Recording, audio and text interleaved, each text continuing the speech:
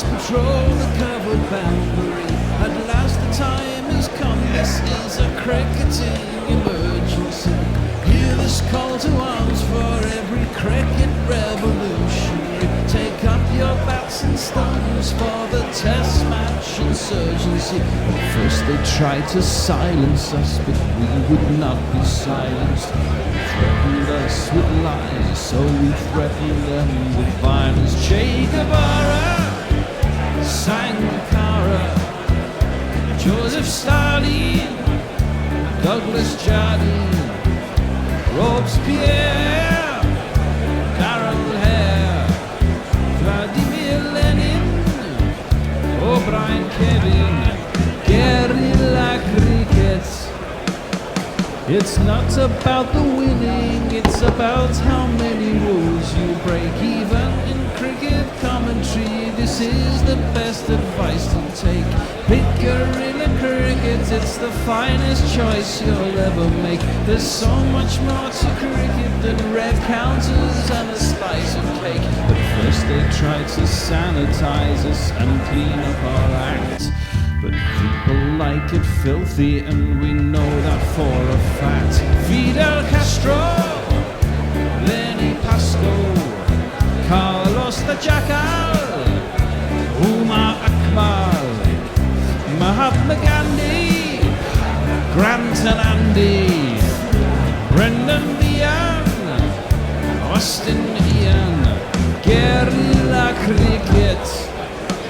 Stick with us, cause you know we're not the kind of thing that you see on the TV and the radio. So vive la revolution.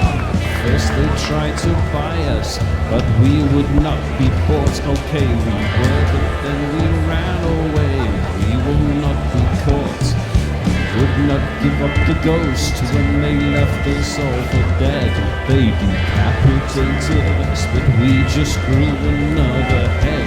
Chairman Mao, Jamie Howe, Ho Chi Minh, Asif Din, Václav Havel, Graham Saville, No Surrender, Percy Fender, Che Guevara, Sankara, Joseph Stalin, Douglas Jardine, Robespierre, Darrell Hare, Vladimir Lenin, O'Brien Kevin, guerrilla cricket.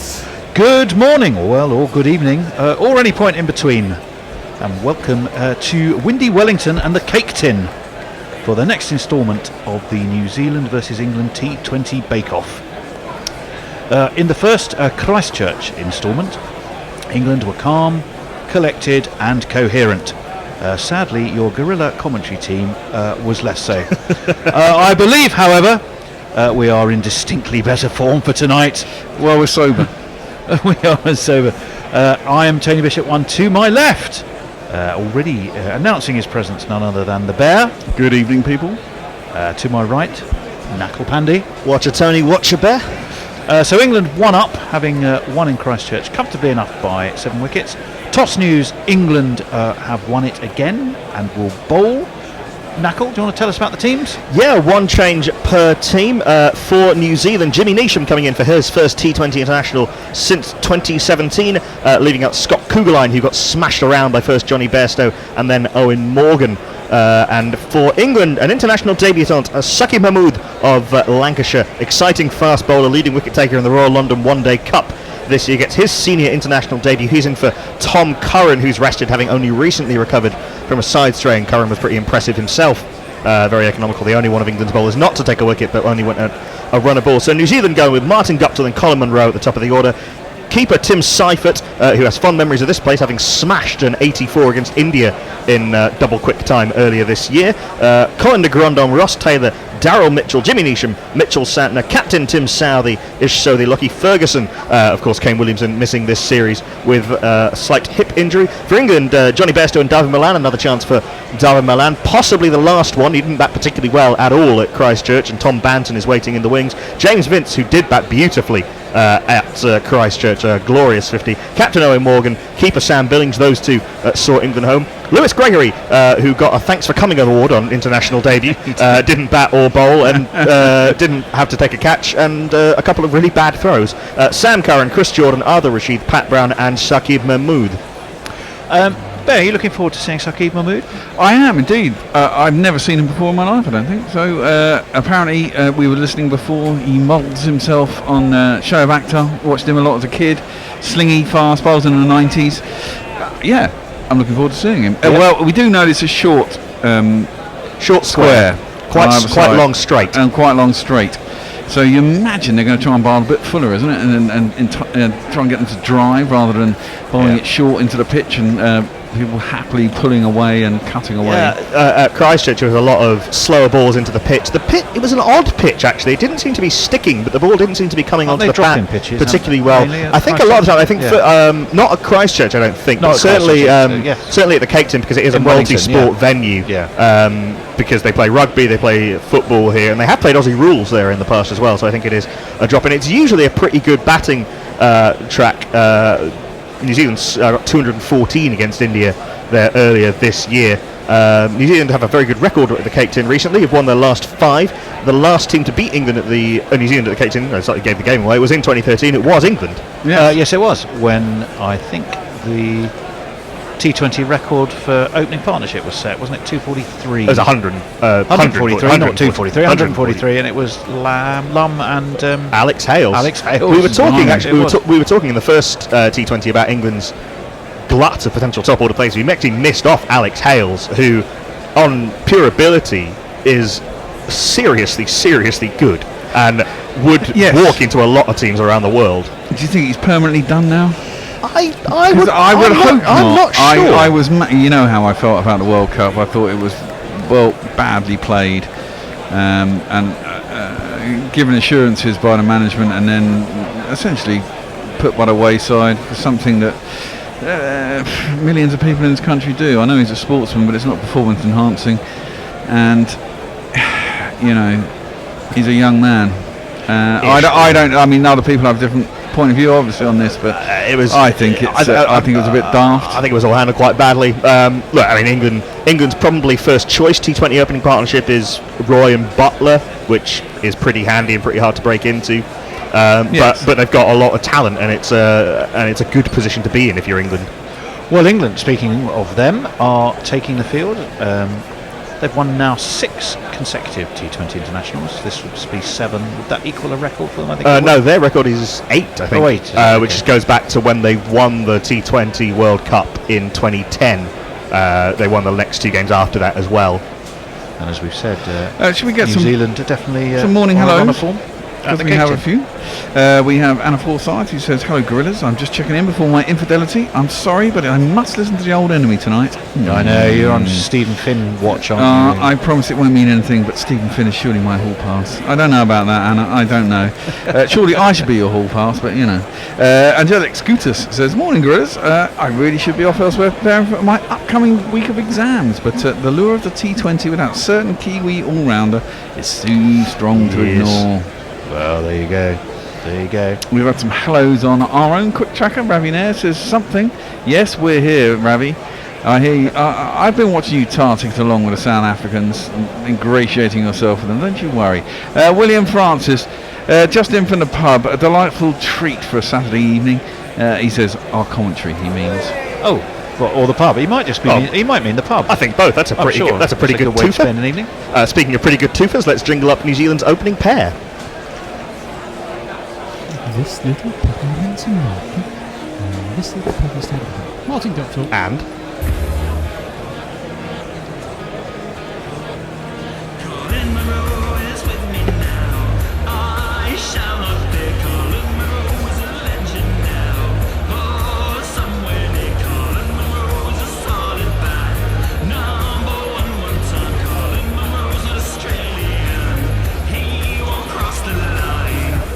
And as he did in the first game, which was his T20 international debut, bowling the first over, it's this man. It is going to be Sam Curran.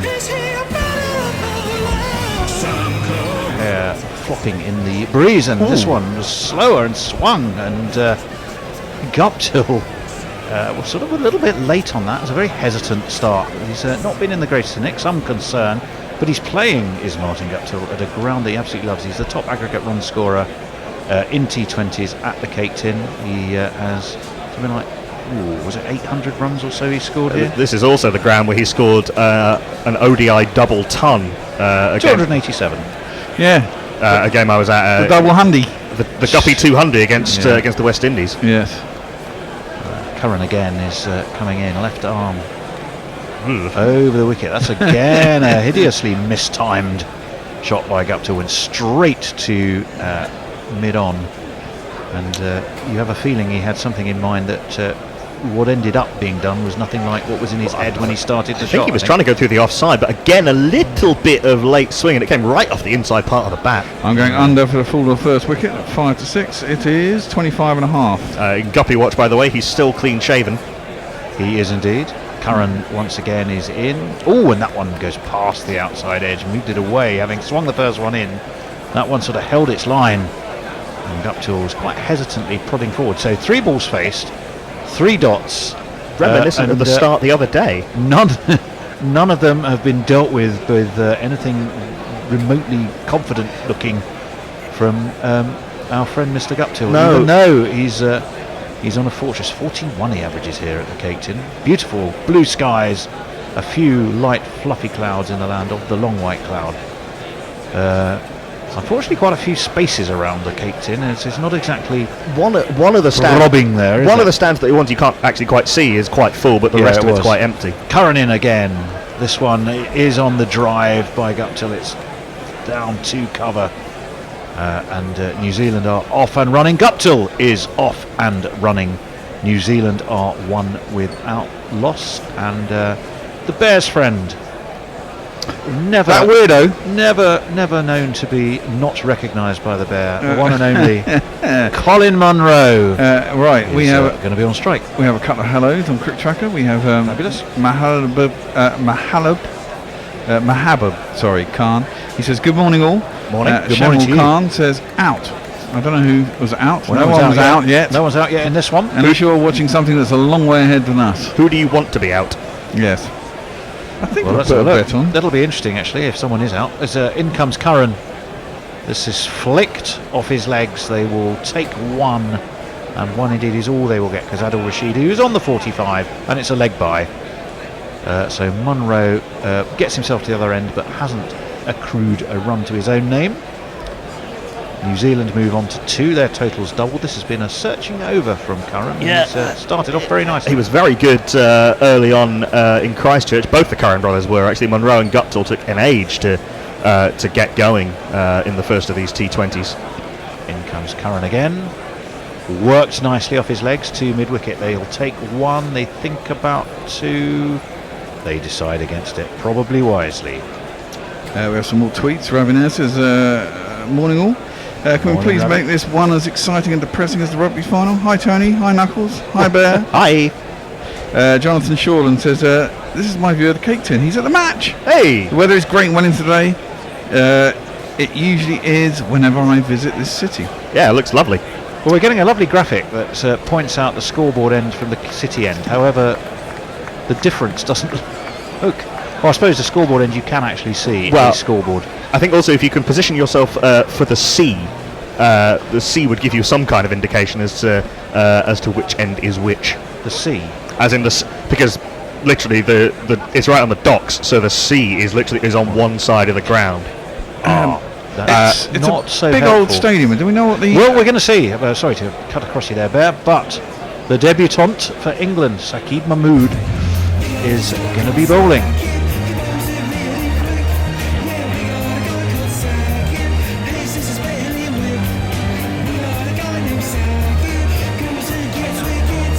Bowling. So the very new to the old soldier gets plenty of bounce. Guptill was thinking about looking to cut that, and it was through him and into the gloves of England's vice captain and wicketkeeper Sam Billings, of course, who saw England home with the captain, Owen Morgan. 33,500 is the capacity of the cake tin. Okay, indeed. so they've got a decent amount of people in there. The opening statsman says, tuning in from Bermuda on a Saturday evening. Hello very much. Dr. S.P. Cooper says, listen to your customary excellent coverage from the thumb of Michigan. Go well, gents. Where's the thumb of Michigan? That's interesting. As this one's club back over Mahmood's head for 6 of these. Let's talk about sex. Let's talk about sex. Let's talk about sex. Let's talk about sex. Glorious shot by Martin Guptill, who's a brilliant straight hitter. Michigan, I can answer this question. Michigan, the main bit of Michigan looks like a mitten. It does. So the thumb is that bit kind of off to the east, I guess. Well, yeah, I mean, I've... Michigan's far north, isn't it? It shares a border with Canada, yeah. There is a bit really far north in the Upper Peninsula, which is north of Toronto, but yeah. It's a weird old country. What a weird old Tri-City president. area is where it goes around one of the Great Lakes. Oh, Mog's no longer got a... in comes Mahmood, and this one is worked again off his legs nicely backward off square. Guptill will get himself a single. Monroe, who's yet to get off the mark, has the opportunity to do that now. Mahmood got a bit of a welcome to international cricket, my son, from Guptill. Mog has changed his little avatar picture to some really dodgy looking teeth. That's been like that for years. Has it? Okay, I don't do tweets very often. He used to be Well, a not man. years, He used to be a big man with a sword or an axe. Anyway, he says, silence, gibberers. Tasmania has just won a Shield game, and there's a WBBL match being played just down the road from where I was born. He says, also, hello. Hello, there's a hell of a lot of cricket going on today.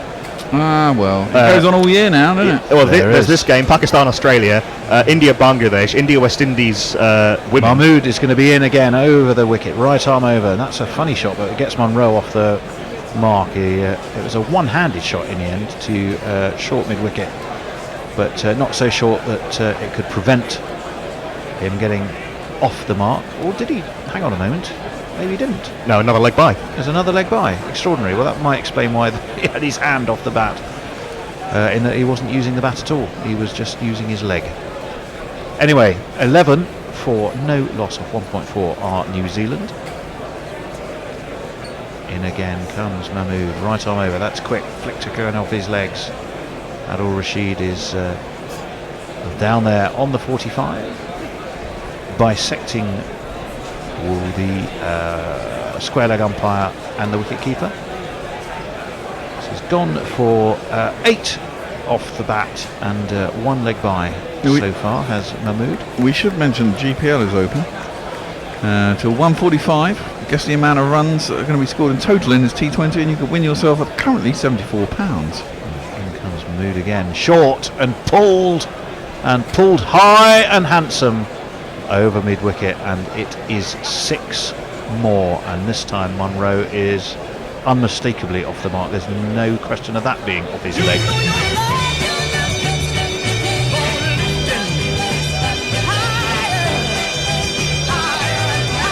The perils of being really quick. A couple of length deliveries, one hit back over his head by Guptill, and one Monroe playing his favoured sort of slog, sweep, / pull over the leg side. Well, I think you were saying that earlier, weren't you, Knuckle? That it's a ground for taking the pace off.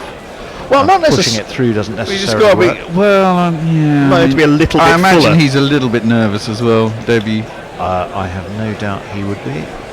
That's why Sam Curran, anyway, is going to continue. He only went for 2 in what was an absolutely excellent first over, so there's a pretty good argument for keeping him going if England want to get that early breakthrough. He is, again, his left arm over into Guptill. Takes Guptill quite high on the bat above the slice. It's away to point. They will take a single. they've taken the slip out for Martin Guptill. They did have a slip in the first over, but they've had taken the slip out, moved into short extra cover. So what I was saying about the sea is this is right on Wellington Harbour, so that's off to the east. The city end is to the south. So basically, when the sea is to your right, you're bowling from the city end. If you could see the sea, which you can't in Well, you can fully see- enclosed stadium. You can see a cruise ship often poking out over the top of the well, stadium. That'll be handy. Every time a cruise ship goes past, I'll be able to tell you which end they're bowling from. As this one is flicked away to mid-wicket. They will take another single. Martin Guptill on 11. Colin Munro on 7. 20 without loss. Curran has gone for 2 in the first 2 balls of this over, and he only went for 2 in the total of his first over. I think they both outscored the totals they made in the first of these T20s, and either Guptill only made a couple. He chopped on, didn't he? Yeah, 2 off 8, I think it was. It wasn't particularly great for him. This one's uppishly flicked away just backward of square leg. They jog a simple single, and Pat Brown is the man who was down there on the square leg boundary. We're getting a more panoramic view now of the cake tin. So I believe you see those cranes, that's the harbour. Okay. So I think that's the eastern side. Unfortunately, we have no idea where Sam Curran is currently standing. Well, it's not helping me define my ends, Knuckle. Scoreboard will be the most obvious choice, and I think he's bowling from the city end? I think he's bowling from the city end on the grounds that I can't see Well, the scoreboard. there was a scoreboard up there above. Well, that's no good. Then he's bowling from the scoreboard end, as this one is a way down leg, signalled as such. So that is 1 to the total. I tell a lie, Colin Munro got 21 in the first T20 international. 21 off 20 though, he never really got going. He looked tidy enough. Sean Haig is one of your umpires, and Wayne Knights the other. Yeah, Wayne Knights is the one with the goatee. Sean Haig is clean shaven. Okay, that's good. Right, Chris Silvery Beams says, morning Gorilla Cricket, good to have you back. Can you shout at MS Hollybond? Hello MS Hollybond, who Hello, is MS. most enthused about staying up for this. Oh, that was an interesting ball. That one swung away from Munro. He chased it, didn't get a bat on it, and it's been signalled again as a wide.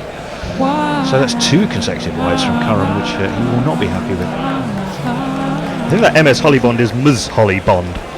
Ms Hollybond. Hello Ms Hollybond. Hi Holly. Hi Holly. Right, so you know Holly, that's good. No, I don't know her. Oh, right. It was Holly Bond. Yes. Holly Bond. Not Miss Holly Bond, who had no first name. That's sort of so Miss Holly Bond, like Miss Moneypenny. MS Hollybond, I thought, Oh, that's got to be out. Yes! The bear gave it first. Obviously a man who knows how to give a decision, particularly if it's off his own bowling. Absolutely.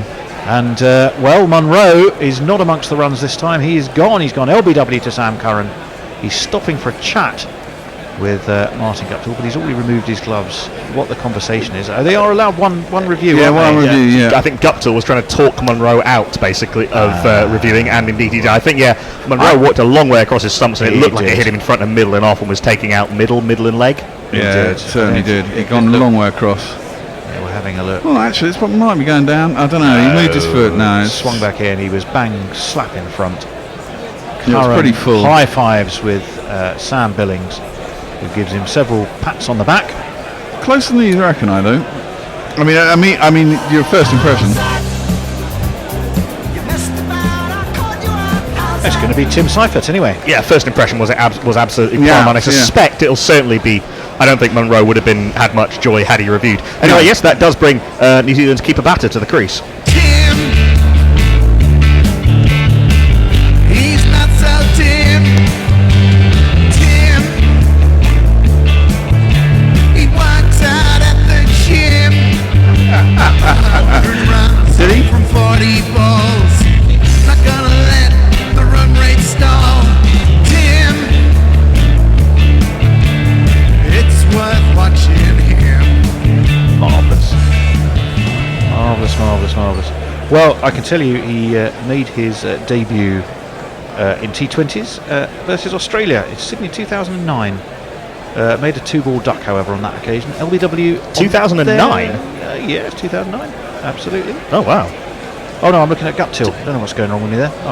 Seifert made his debut last year. Tim Seifert made his debut at Wellington in 2018.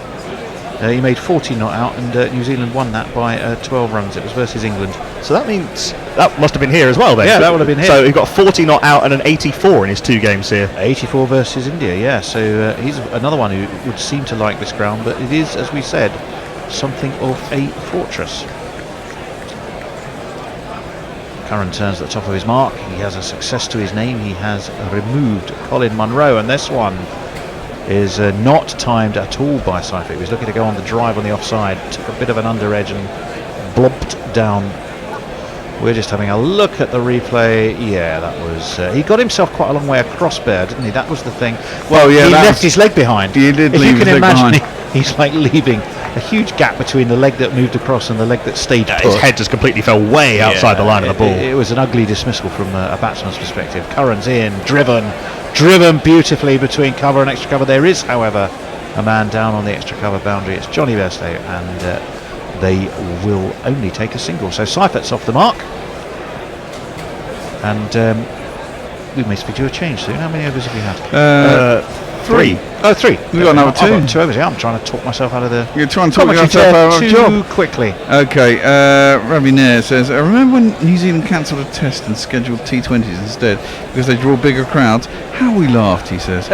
I mean, probably in raw numbers they do, just because they're playing at a bigger stadium. But yeah, Well, sort of true. You know, a 2/3 full stadium of 33,000 just looks worse on TV than a I full. did read a long article on their you know, basically their plan of how they were going to run cricket in New Zealand, and it worked. They were going to have 2 tests, 3 T20 or 3 ODIs and 5 T20s, or some permutation of that, but only ever 2 tests. Well, we have a because change they of don't bowling, get and the the man numbers. bowling needs just 1 wicket to get himself to 50, I think, in T20 in International. T20 International. Chris Jordan's back will make him cry. More England caps will sing. And he has Seifert onto the back foot, which goes straight to cover.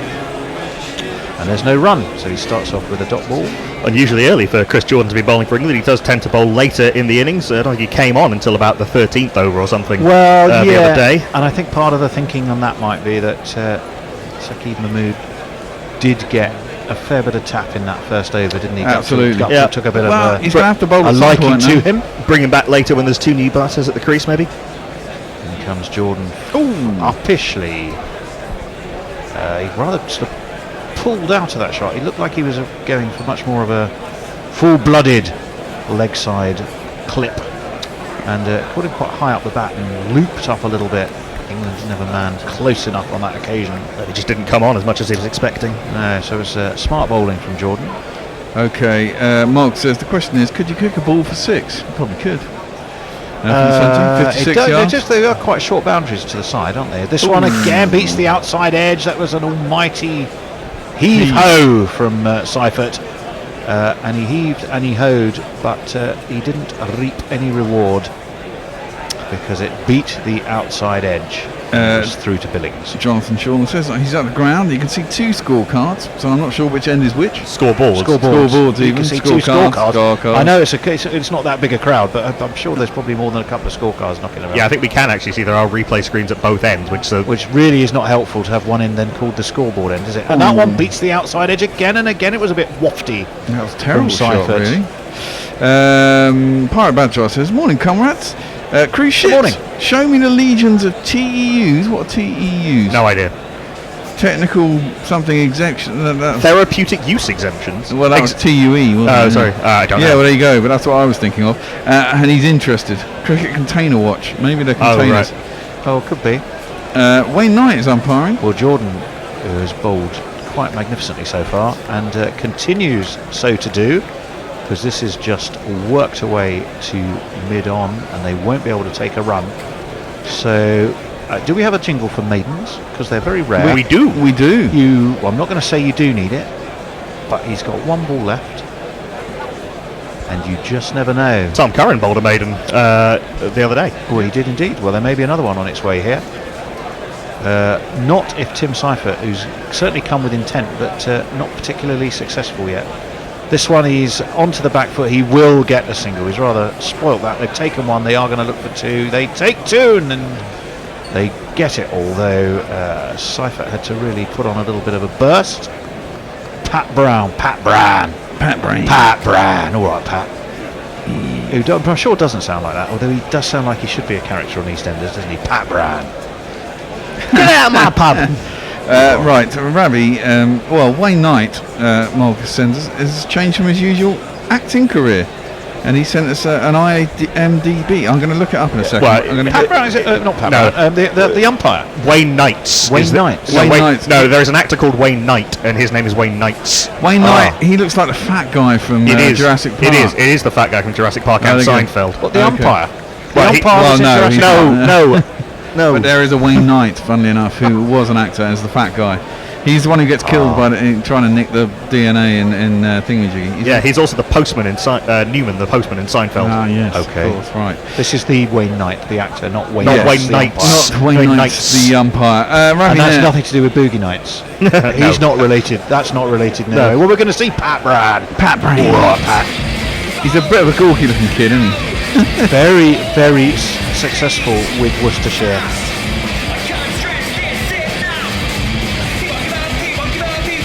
He's running on the spot. He's in. His right arm over. That's flicked off his hip Oh. beautifully by Guptill. They've taken one. It's not. They're not going to need to run.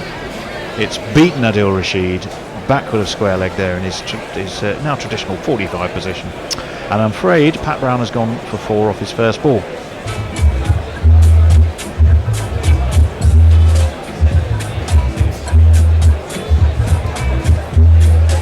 As he did in Christchurch. He did, yeah, but he wrestled it back, didn't he? He did. He got a wicket. He got himself a wicket, went for one for about 30. from Yeah, my 30. memory. Very tidy Yeah. figures. He looks about 18. He's 22. 22, yeah. He's right arm over, and this one again is flicked off his Wrong line. thigh, and it's gone straight away to the square leg boundary. And he needs to get his radar in order here. There's Pat Brown. You can't bowl it at the hip. No, the boundary's too short for that line to work. Absolutely, it's in at the hip. There's a man and short on a 45, and he gets it, beats him. There's nothing out there. It's the power play, isn't it? And he's pretty good at that. Starved of runs in his last couple of T20s. Is a man anxious to tuck in, and tuck in he did. Well, 34 for 1. Ravi asks if the Cake Tin is a fortress, is it Hendo's safe place? Or does he do only smaller pastries? That one, that was a better ball, much better ball from Brown. It was slightly fuller, pitched up to be played down and away into the offside, and it was just a single. So Guptill has finished gorging for now. Can say Brown. that the outfield at the Cake Tin looks lightning quick. It does, and as we've said on the two sides short, because they do, as you say, play. What was it? Rugby Rugby union here. and football. Rugby union right. and football here. Okay. yeah. A TEU is a 20-foot equivalent unit. In other words, a shipping container. Well, I think there are a lot of Oh, shipping, but there are tourist cruise ships that come through here. Yeah, there are. Well, In comes Brown. Oh, Oh, this one is picked up by Seifert. I don't think there's any point in chasing that unless you are about 4 or 5 rows back down at Cow Corner. The 6 cards are being enthusiastically waved. Poor old Pat Brown has gone for 11 from his first 4 balls.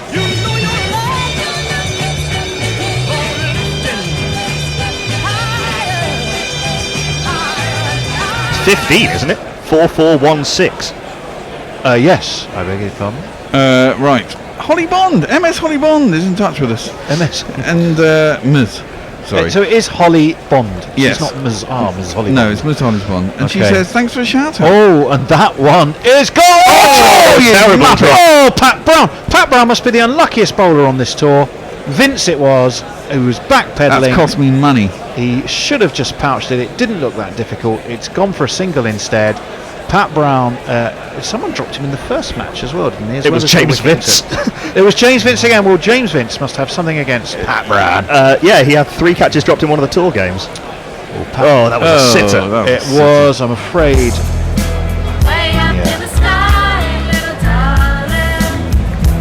Oh, he even juggled it on his foot and nearly got it. Pick it up. Just pick it up. Oh, sorry, it was Chris Jordan who Vince dropped the catch off in the Well, first game. in comes Pat Brown, and this one is the bat is dropped on it by Martin Guptill. He jogs to the what's non-striker's end, but will become the striker's end.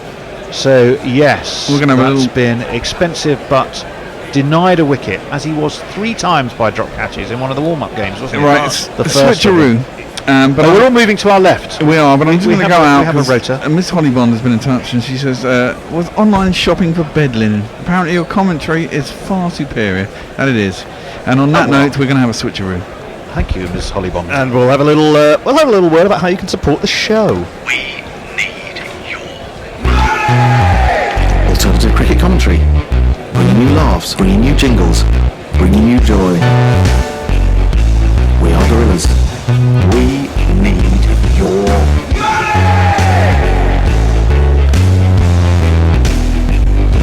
patreon.com/Gorilla Cricket. New Zealand 43 for 1 after 5 overs, should be 43 for 2 because James Vince spilled Tim Seifert, an absolute sitter. He got himself into position, did all the hard work, but then put it down about the 5th time of asking. Jordan is in, continuing, absolutely battered by Martin Guptill, but straight to cover point, and there is no run. You're listening to Gorilla Cricket's coverage of England's tour of New Zealand in the winter of the English autumn-winter of 2019. England 1-0 up after the first of the T20 internationals. We're partway through the second, 5.1 overs into the second. England won the toss and elected to field. The men back on the fence of this last ball of the over the power play are at long leg and long on. I think that might be another drop. Jordan had a catch dropped by James Vince at Christchurch. He might have just had a catch dropped by Sam Billings here at Wellington.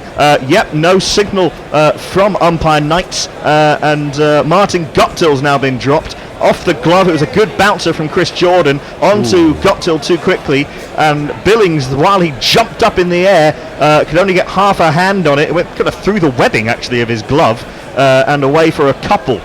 So England have dropped 2 catches inside the power play. Not good. Ken Young was saying good morning to all on Crick Tracker. He also said Munro and Guptill should shine today. Well, Guptill might. Munro, unless he does something extraordinary in the field.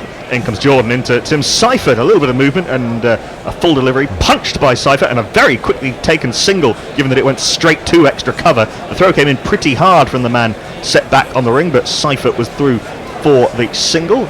He moves to 11. New Zealand 47 for 1. I'm Knuckle Mpande on ball by ball for the next 5 overs. Tony Bishop, who you've just heard, is to my left on reading your tweets and your other social media messages. And Steve Jones is to my right playing your jingles. Good morning all. And we have plenty of messages coming in. Looks like Darwin Milan is the man mic'd up and talking to the on-field or the official commentators. Then comes Jordan, 4th ball of the over. Full delivery, Guptill goes down the ground. He's taken one hand off the bat to try and keep it straight. Oh, nearly a wonderful effort again from Vince, actually, coming round from long on. Ended up at long off, basically, with the full-length dive. Just evaded him and bobbled away for 4. A slightly lucky one for Martin Guptill.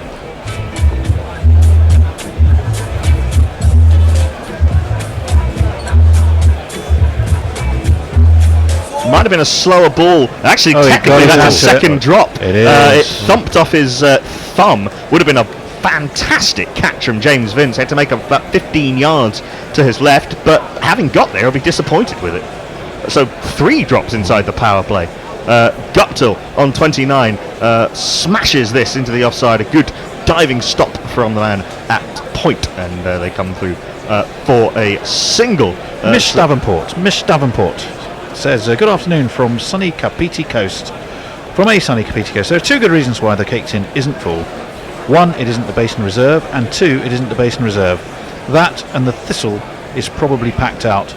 Keep up the good work, and I'll listen from the comfort of my lounge. Wellingtonians don't much like this big mega dome. Last ball of the power play is a slow ball from Chris Jordan, nicely disguised, and Seifert just nudges it into the leg side, past the dive of the man at mid-wicket, mid-on, goes back outside the circle to field. They come through for a single. 10 runs off the last over of the power play. New Zealand 53 for 1, but with 3 drops, so plenty happening. And Malzam Bajaj, who's a top fan, says, I hope to see more viewers for your channel. Yes, so do we. So do we. That would be very nice. So do we. We certainly had plenty through the World Cup. 7 million or so, in fact. So, some more. Yes, there's the wonderful picture of Ms. Hollybond. Oh, Miss Hollybond. And her a lovely puppy. But that was about the bed linen. Lou Britt in Sacramento. Hi, Lou Britt. Lou Britt in Sacramento. Did you get through all the tweets that the Bear was unable to announce toward the end of the first game? No, we gave up completely. great entertainment. But yes, well, I'm glad you were able to tell us that, because I don't think any of us could have told you whether it was entertaining or not. We do have a change of bowling with Pat Brown out of the attack after being battered around by Martin Guptill and having a catch dropped off him. And this man, who also got battered around by Martin Guptill's back.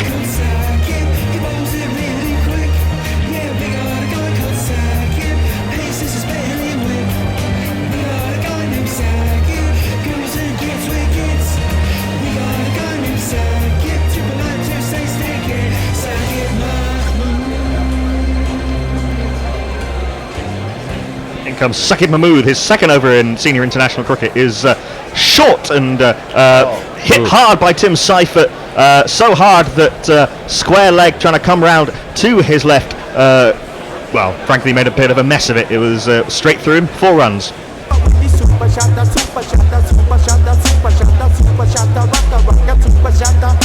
little bit short with these short square boundaries. Tim Seifert was very quickly onto the back foot. The ball didn't really get up very much. It was a bit of a half tracker, but the man from long leg coming around should have done better. 3 men back on the leg side now at deepish set mid on, deep square leg and long leg. This is back of a length, tighter to off stump, and Seifert pushes into the offside. There is no run better line from Sakib Mahmood. Pirates Badshaw, docked in Dublin, had also told us that the TEU was a 20-foot equivalent unit, in other words, a shipping container. And not Fred Titmus, whoever he is, and welcome to him, says it would be a 4. The law state a 6 has to come off the bat. We're talking about whether it was kicked or this was in response to if you the could conversation we kick had it for with a Moggs. 6. Yeah. 4 men up in the circle, short fine leg, short third man, and extra cover and mid off, but none of those needed. Sakib Mahmood has his first international wicket. Tim Seifert trying to go up and over that man at short fine leg with a little scoop, but didn't get much on it. Easy catch for Sam Billings. Sakib Mahmood has his first senior international wicket. New Zealand 57 for 2.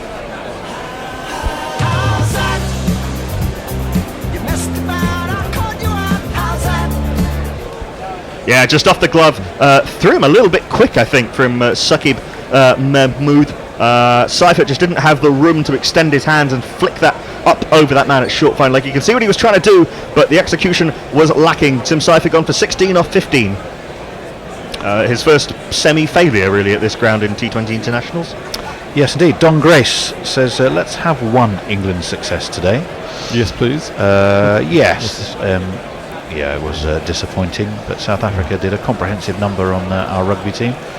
And the only consolation for us Gorillas is that our Gorilla branch of, or our South Africa branch of Gorillas, will have just been so ecstatic. we're happy. We're happy for that. It's a great story through gritted teeth. It's a great story as well. Khaleesi, the South African captain, grew up in incredibly difficult circumstances in that township in Port Elizabeth. First black captain of the Springboks, took over when they were ranked 6th in the world, below Scotland, and a win at the first time of asking. Yeah, at number 4 for New Zealand is the big powerful Zimbabwean.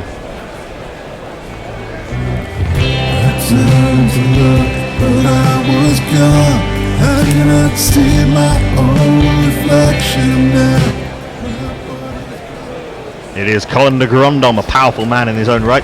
Plays a rather nothing shot, an attempted sort of flat-footed hoik into the leg side. Hits him high on the back and dribbles into the offside. Johnny Bairstow comes in from the edge of the circle, keeps them to a single, bringing Martin Guptill back onto strike, who's looked more fluent than he has in international cricket for quite some time. He's playing well, Guptill, isn't he? It's good to see. Yeah, he has. He's a lovely player to watch when he's in form. Fantastic when he gets going. I say he loves this ground. Averages 41 here. Does he really? Yeah, he does. He's had some big scores here, though, hasn't he? Yeah, he has. He has a double ton in one-day international cricket. 5th ball of the over, Mahmood in, right arm over the wicket. You can see the Shoaib Akhtar comparison with that big slingy front arm action of his, just nudged into the offside by Martin Guptill. He and de Grandhomme come quickly through for the single, despite the quick pick up and throw from Owen Morgan. They come, as I say, they come through for 1. Guptill onto 31, New Zealand 59 for 2. Angelic Scootus says, in other cricket, England captain Heather Knight made 77 for 49 balls for her strangely named Hobart Hurricanes. The English girls are going well in the women's Yeah, batting. Amy Jones batted well the other day. Finish that in just a moment. Last ball of the 7th over, the second of Saki Mahmood in the senior international cricket. A bouncer which Colin de Grandhomme ducks under. Not at any great pace, certainly not by Sakib's standards, but a dot ball nonetheless. After 7 overs having been put into bat, New Zealand are 59 for 2. Yes, the finish of that tweet was the strangely named Hobart Hurricanes in their game versus the fittingly named, given the weather forecast in their hometown, Sydney Thunder. That forecast bodes not well for Australia versus Pakistan later. Are Australia playing Pakistan? Yes. 'Cause they've only just played Sri Lanka. Yeah, They just finished 2 that. days ago. Oh, well, it was. Is it one day? It was only 1 day ago. One day match. The third of them 2 was at the days. MCG. Yeah, it's a T20. It's the start of it. It's the T20 like. Yeah. New Zealand playing a bunch of kids and the 37-year-old 7'1" Mohammed Irfan. Well, Ravi Nair says from the shadows it appears that even-numbered overs are being bowled from the southern end and odd-numbered from the northern. I think the southern is the city end because the city is south of the stadium. Given it's on the port (southwest?), maybe the city end is to the northern side. Now I'm really confused. I'm just looking for simple landmarks. Anyway, from one of the ends, it is England's premier leg spinner. He's in lovely delivery to start with, tossed up as slow and turn past the outside edge. Guptill beaten through to Billings it goes. There is no run off the bowling of. And we're shooting on the 45. And we're shooting on the 45. Short fine leg, short third man, backward point and extra cover up in the circle, deep point, long off, long on, deep mid wicket and deep backward square leg out on the ringer. Googly, Rashid always bowls one of those in his first 3 balls or so. Guptill, goes deep in the crease and whips this out into the leg side. Mid wicket comes in pretty much always. Yeah, he likes to go on throwing in. Actually, that wasn't a googly. That was sort of out the front of the hand. That slider that Adil Rashid bowls. Got a bit of drift on that. Yeah, a little bit. Yeah. Lovely revs. See what he does with this one. Colin de Grandhomme facing up to Adil Rashid for the first time. I'm sure he'll be looking to take him down the ground. Tossed up very slow outside off stump and powerfully hit by de Grandhomme. Not that short, but he rocked onto the back foot and carved it away past backward point. The man comes around from deep cover to field. They come through for 2. Mark Zip says, morning all, I join you on my journey back from the Ithaca show. I'm driving Route 17 in New York. It is vast and desolate and I may lose you. In comes Adil Rashid to Colin de Grandhomme, again very slow outside off stump, not giving de Grandhomme anything to work with, not giving him enough pace to come down the ground. Pushed out to the man on the cover sweep, on the cover boundary again, this time just for 1. I may lose you, and if you don't hear from me again, it's because the dueling banjos got me. Da-da-dang-dang-dang-dang-dang. It's quite a long way north of Georgia, New York State, but there we go. As Rashid is in penultimate ball of the over. Short Guptill, not having any of this, nudge it into the offside for a single. Goes back and absolutely launches this over that short leg side boundary for 6.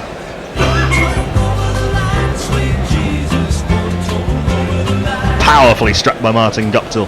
Not a lot of room to play with for spinners. He really got to get the ball up to the bat with the square boundary so short. That wasn't a short delivery particularly at all, and hit incredibly flat by Martin Guptill, barely above head height for its entire trajectory. The very definition of a smaximum. Hit punishingly hard by Guptill. Last ball of the over is tossed up and swept hard again by Martin Guptill. He's timing the ball nicely out there. James Vince fields out there on the deep square leg boundary. They come through for a single, so 11 off Adil Rashid's first over. New Zealand 70 for 2 off 8, looking a damn sight more fluent than they ever managed at Christchurch. Yeah, they're going well, aren't they? Angelic Scutus says, a quick spy of the New Zealand team list reveals Colin de Grandhomme as the nominated wicketkeeper. That cannot possibly be right. That sounds very odd. And a substitute fielder named Peter Younghusband, who surely must enter the Great Cricket Name Hall of Fame. That's pretty good.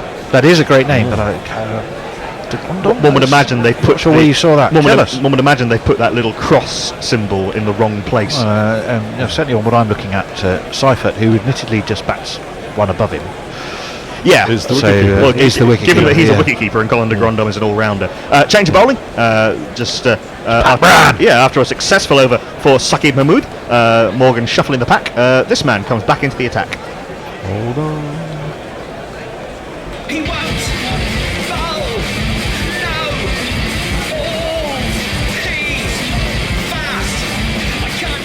In comes Pat Brown, back of a length, and worked by Guptill into the leg side. They want one, they will come back for two. No, they won't come back for two. Lewis Gregory came in sharply from the out there in the leg side to keep them to a single. I wonder if Lewis Gregory will actually have something to do at some point in this game. Yeah, that would be good for him, wouldn't it? Mog says the Safa captain is called Khaleesi, as in Mother of Dragons. Yeah, Khaleesi. Well, there you go. And Mark Zip says, carrying on the theme from earlier, is you ain't from round here, are you, boy? In comes Pat Brown past the umpire. Slower ball hammered by Colin de Grandhomme. It's gone high, it's gone long into the sort of concrete barrier in front of that first row of seating. 6 runs to Colin de Grandhomme. Let's talk about 6. Let's talk about 6. Let's talk about 6. Let's talk about 6. Seems a pretty easy-paced pitch. Attempted slower ball from Pat Brown, just didn't stick in the wicket at all, and Colin de Grandhomme had plenty of time to hit through the line. A bit of a top edge, or sort of certainly upper half of the bat, but with these short leg side boundaries, it didn't really matter. Yeah, a little bit. Wonder if he'll try and pitch this one a little bit fuller, or bowl a bit of a knuckle ball. Oh no! Pretty much in the same place, and Colin de Grandhomme's again hit that for 6. Much harder, much flatter, much better timed, much straighter. Still 6. I believe in miracles. Since you came to bat, you sexy thing, you sexy thing. I believe in miracles. Since you came out to bat, you sexy thing. Even Johnny Bairstow couldn't hurtle around the boundary in time to cut that off. I think Pat Brown's been a little bit too straight for his entire spell. Really, it's just been a little bit too easy for the New Zealand batters to I don't know if work you him noticed into the leg side. But he, after the first of those 6s, he did the most perfect Kevin the Teenager shrug and drop of the shoulders. I wonder if he's going to change his line here, Pat Brown. It's a slow ball full on the pads, and de Grandhomme mistimes this right off the toe end of the bat. Looped up invitingly to where a mid-wicket would have been, but with 2 6s, having hit just 2 6s, he'd earned the right to have fielders back on the boundary, and so it just drops into the untenanted mid-wicket region. They come through for a single, bringing Martin Guptill onto strike. 40 off 25, de Grandhomme 17 off 7. Pat Brown, who did bowl tidily in Christchurch, 1 for 30, has taken some tap here at the Cake Tin. They've taken him to him today, haven't they? In comes Pat Brown. Good delivery. A little bit of an off-cutter. That's one of his trademark deliveries. Good comeback. And it did stick in the wicket, and Guptill had to just block it back to the bowler. There is no run. Yeah, nicely bowled. Very slow. Yeah, he is known for his changes of pace, which he's exhibited in the Blast of the last couple of years. Brilliant on the last 2 finals days. That semi-final against Nottinghamshire, where Worcestershire strangled them, which Nottinghamshire were fairly culpable in their own demise, but still excellent bowling from Pat Brown. Another off-cutter. Again, Martin Guptill has to put all the pace on this, and just nudges it to the edge of the 30-yard circle. Bairstow comes in and hurtles a throw in. They come through for a single. 15 off that over. New Zealand 85 for 2. Mog says, speaking of great cricketing names, just wait until Shivago Grunwald from Namibia hits the field. Oh yeah. There indeed is the port or harbour. Yes, in Namibia have who will be seeing in the first round of the World T20, the T20 World Cup next year, Picky Yafrance and Shivago Grunewald, which are 2 absolutely fantastic names. Wow.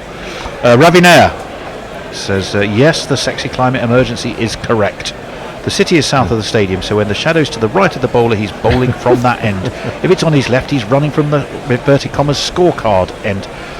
Brilliant. Good. All I want is a landmark So that I could see from pitch level. So Adil Rashid is currently bowling from the city end. He's got a wicket from the city end. There's a simple catch from the man out on the deep square leg boundary. Martin Guptill spits out his chewing gum in disappointment.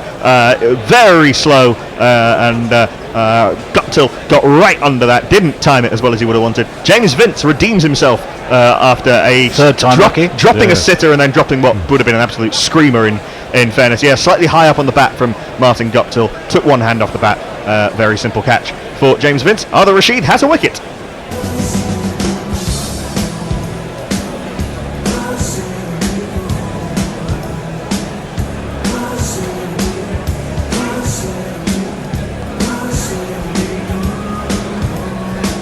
Very handy innings though from Martin Guptill, 41 off 28 for the veteran New Zealand opener, 3 4s and 2 6s. New Zealand 85 for 3 after 9.1 overs. It's about his average, isn't Message it? to Bear in the green room. I think we'll have completed 10 at the end of this over, won't we? We will indeed. Yeah. That brings New Zealand's most experienced cricketer to the middle.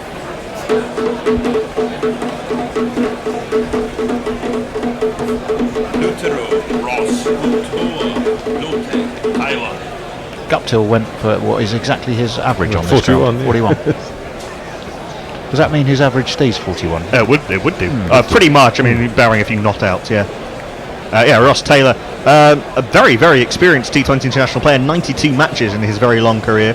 Average of 26.1, striking at 122 out of per, Yeah, it's per 220 100 strike balls, rate's not which super, is is it? not in sort of more sensible units, as Rashid bowls one that comes into Colin de Grandom a little bit. They obviously crossed while that ball was in the air, very slow from Adil Rashid, nudged by de Grandom to short extra cover. That's 7.32 an over, which is only just over 140 if you turn that into a 20 over score, so not particularly quick. Third ball of Rashid's over is down the leg side, and nearly a good catch of the man at short fine leg. Not a good delivery really from Adil Rashid with short fine leg up. It was pretty much a leg stump half volley. De Grandom went down on the sweep, didn't get all of it, and just about cleared short fine leg, but clear it he did. 4 runs. Would have been a great catch from the man on the 45, who I think is Sam Curran. 5 men up in the circle, 4 men up in the circle. It was Sam Curran. Short fine leg, short third man, backward pointed, shortish extra cover on the drive. Tossed up very slow and hammered by Colin de Grandom. He's got all of this all right. He's hit a couple that he's not quite got out the middle, but that's gone about 10 rows back, 6 runs. Having been struck by the bounce, the ball pitches beyond the boundary. It's a.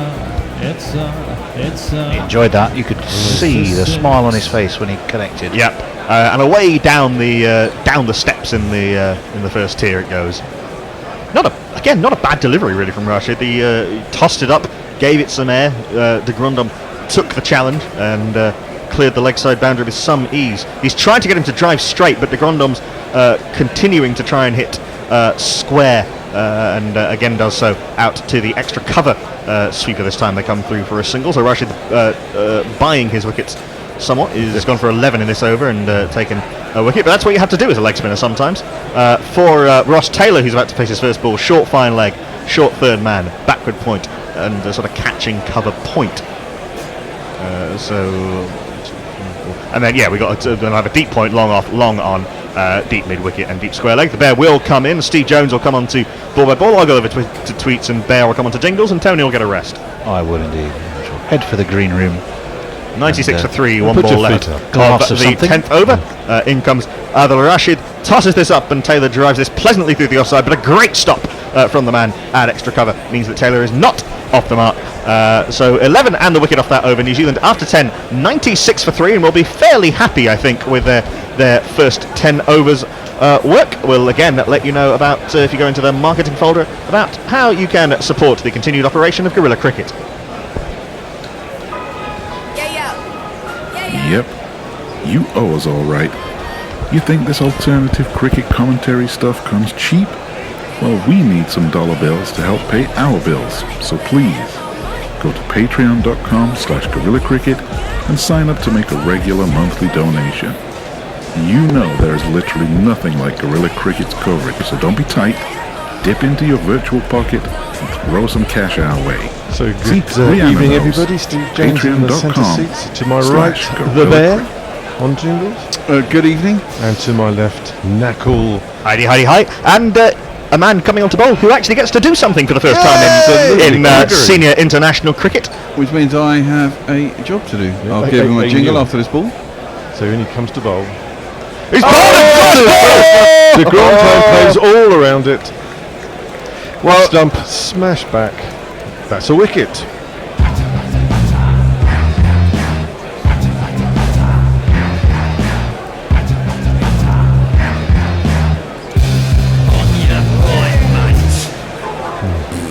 And we'll jingle up the bowler. because Yes, he please do. deserves it. It's Lewis this man. Gregory, please do.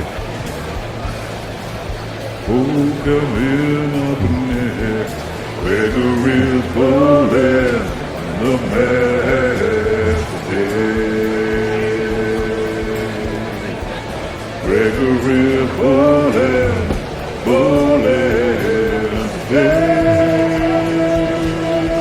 A bit of Pearl Jam. Well, they've rather cheekily gone up just to check his front foot there. It was It was miles absolutely behind. fine. Yeah, Colin de fine. Grandhomme gone for a very powerful 28 off 12, 1 4 and 3 sixes. Lewis Gregory is the second Englishman to take a wicket with his first ball in T20 international the cricket.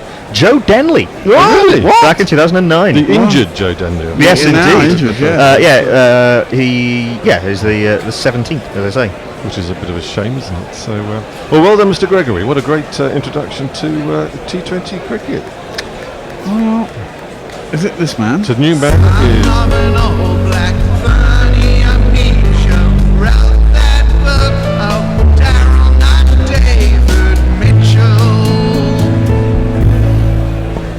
That wasn't anything. Indeed, It wasn't. It didn't really do very much, really. Just straight ball. no, de Grandhomme played all around it, Yeah, didn't he? top of off. It's good. I went under 182 and a half, which I think might be a bit short. This looks like a quite high scoring ground. I should have checked the averages before I. Well, Wasp is saying 177 at the moment. So, second ball is just played straight back, and the the bowler fields his own ball. Yeah, so we got two men on naught, having faced one ball. A bit of a chance for England to put the squeeze on, perhaps.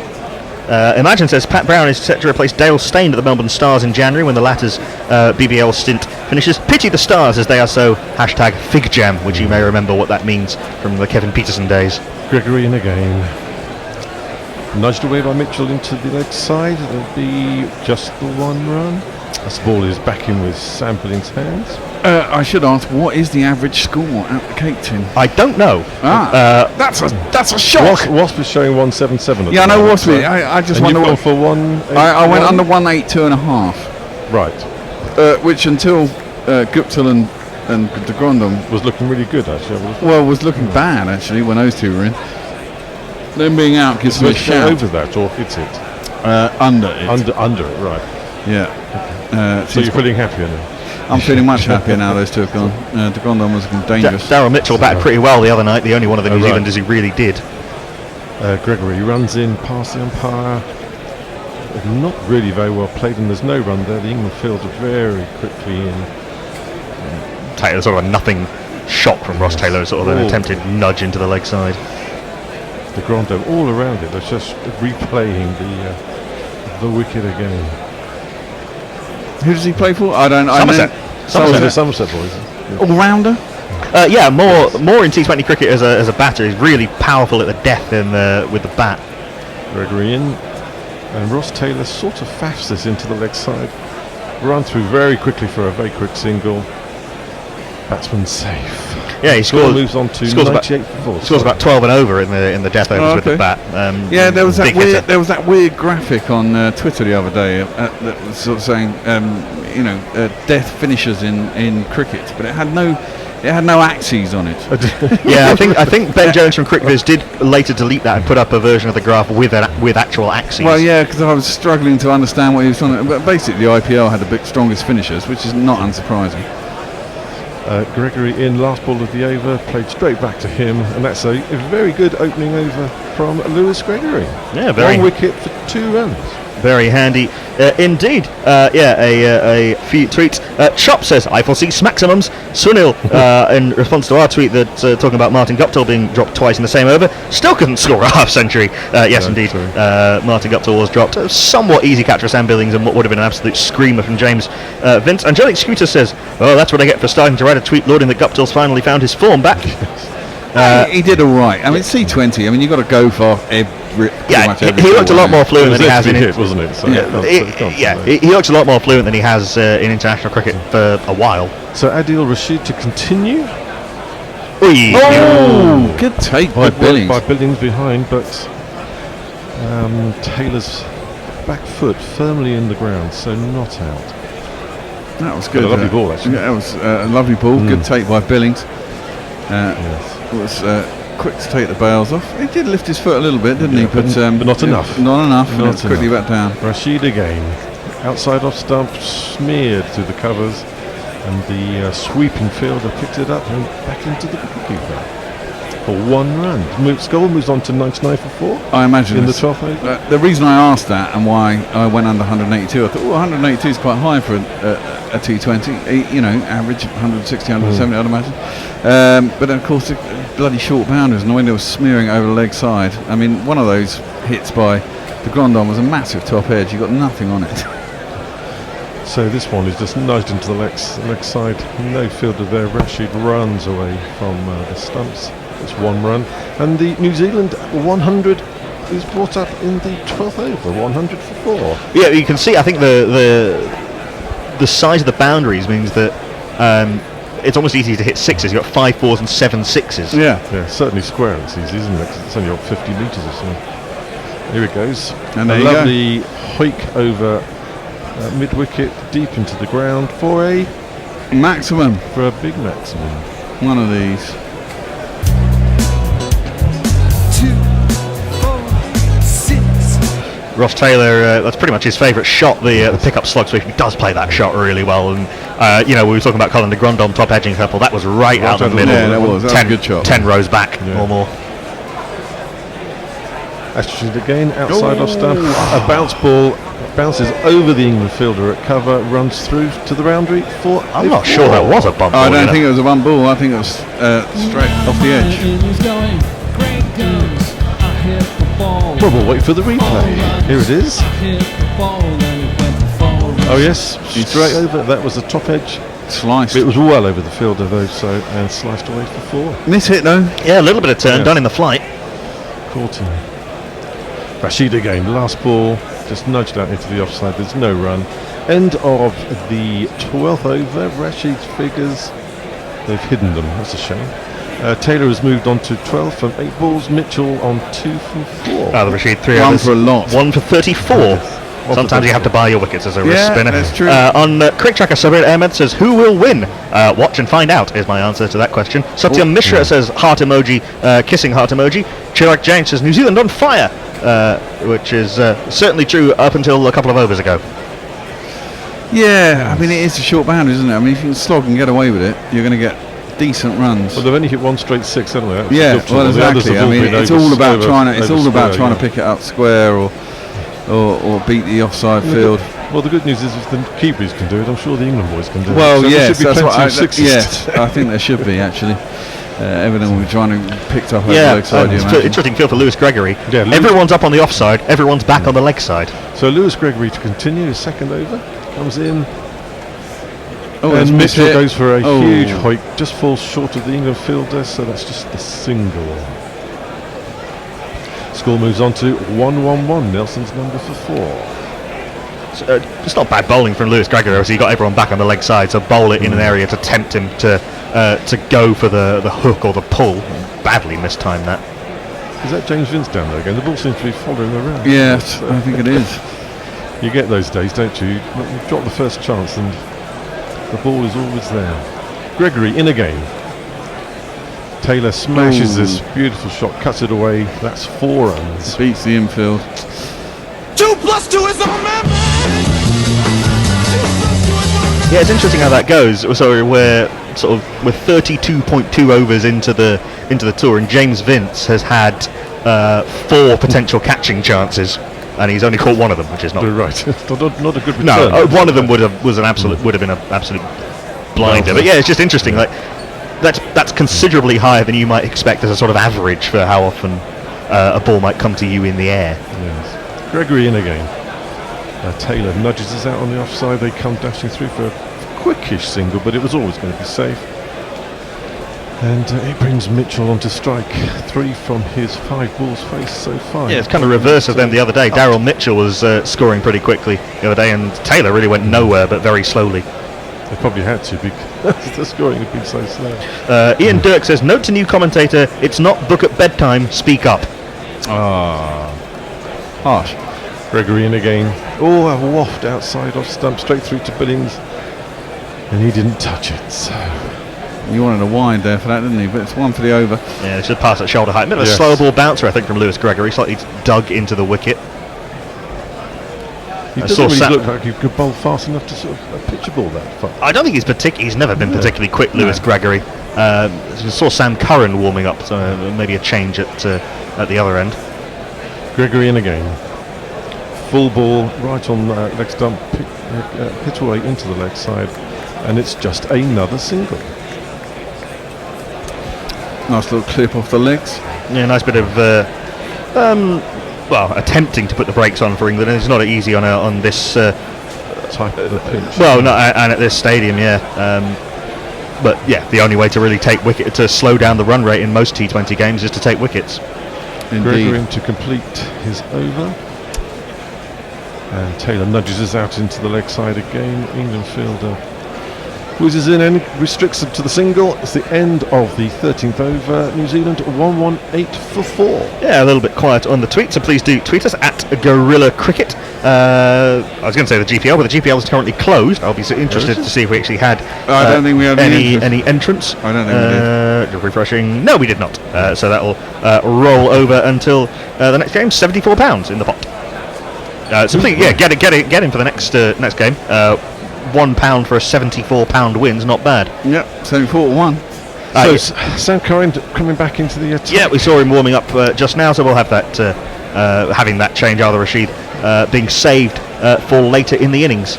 Sam Curran bowled really well in his first couple of overs. We bowled 6 bowlers as well, haven't we? This man's bowling. Sam Curran. What's his distinguishing feature? Sam Curran. His notes from Zimbabwe. Sam Curran. And he's below the eyelids, yes. Sam Curran. So Sam Curran 2 overs so far, 1 for 8. It's interesting here, isn't it? It's the opposite of India. Everyone in New Zealand wants to sit in the sun, not the shade. Well, the game that India are playing in, I think today, in Delhi. Curran into bowl.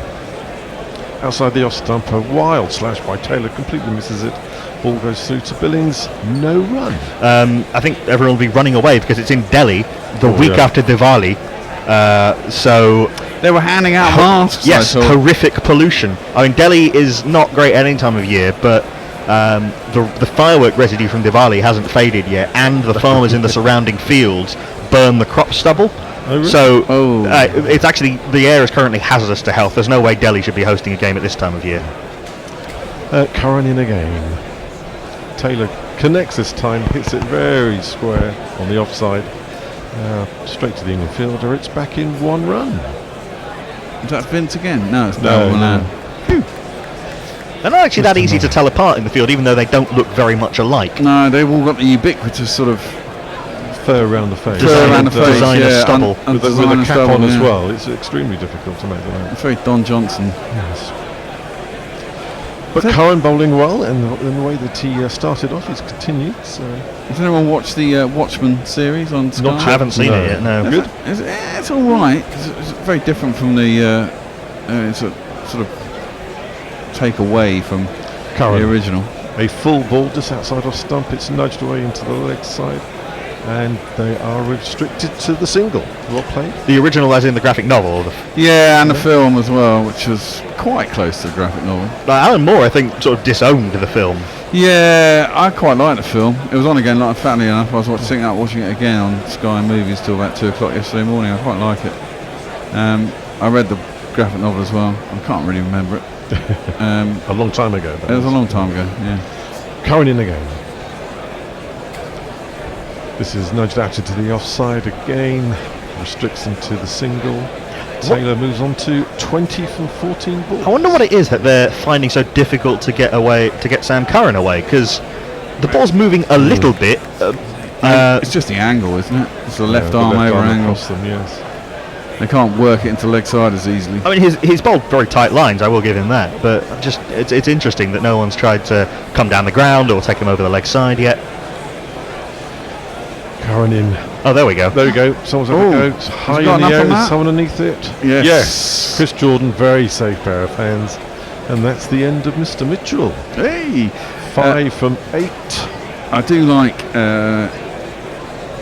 Chris Jordan in a T20 outfit. Anyway, it's one of these. Let's give him one of these. There was nothing I could change. I was gonna go out strange. See, next door they've got the mic'd up players. David Milan's mic'd up today. Yeah, he's been- one, right. it was Sam Billings the other day, which Yeah. is not great, really. No, You should it's keep not. it. It's too much to concentrate on. But he's really. saying the wind is really swirling there, and it's interesting to watch. Because He looked like he'd Jordan overrun it for overran a it, minute. didn't he? Yeah, Yeah. for a minute. Or there. did that just catch in the wind a little Yeah, bit? well, that's what I mean. He said it was changing direction, the wind all the time as well. he eventually took it over his shoulder, didn't he? Yeah, Chris Jordan, very safe pair of hands. So It just- news batsman is James Neesham. We shall give him a little jingle if I can find him. Where is he? Whoops, all look, here comes another slow ball. Jimmy Neesham's bowled another slow ball. Yeah, Chris Jordan's the only one of England's players who's played every game since the last World Cup. He's the leader of this attack, really. Yeah, I do. He's pretty good. I do like him. It's interesting, his numbers for England are a lot better than in domestic T20. Sam Curran to complete his third over this game. Again, this ball nudged into the leg side, and it's just the single. So at the end of the 14th over, New Zealand are 122 for 5, is it? Mog says, and if there are any folks out there in Gorilla Land who have an actual fix for the Windows cannot start this hardware device because its configuration information in the registry is incomplete or damaged, code 19, please do let me know. Hashtag Windows 10 sucks. Message Air says, morning all, sorry, I entirely forgot you were with us today. Is that a sober bear I see? What's going on? Well, the other night was so we came back Was from an a excuse, quiz. We came yes. back. I think I had 6 pints before I arrived. A couple of very large whiskies, and then the rest is a blur. So yes, New Zealand 122 for 5. Was predicting 174 at the moment, Which is good for me. Which is good for Bears. He's happy, and Adil Rashid is coming back into the attack. We're going to give him another little jingle. Give him a little jingle up, and he'll be bowling.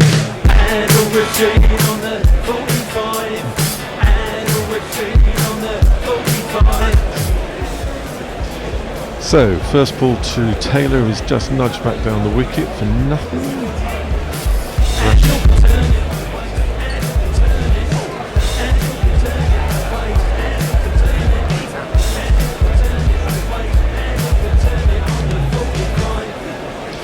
Rashid pitches it up, it's hit out into the offside, deep mid-off, comes running in, straight back in again, restricting the New Zealanders to just the single.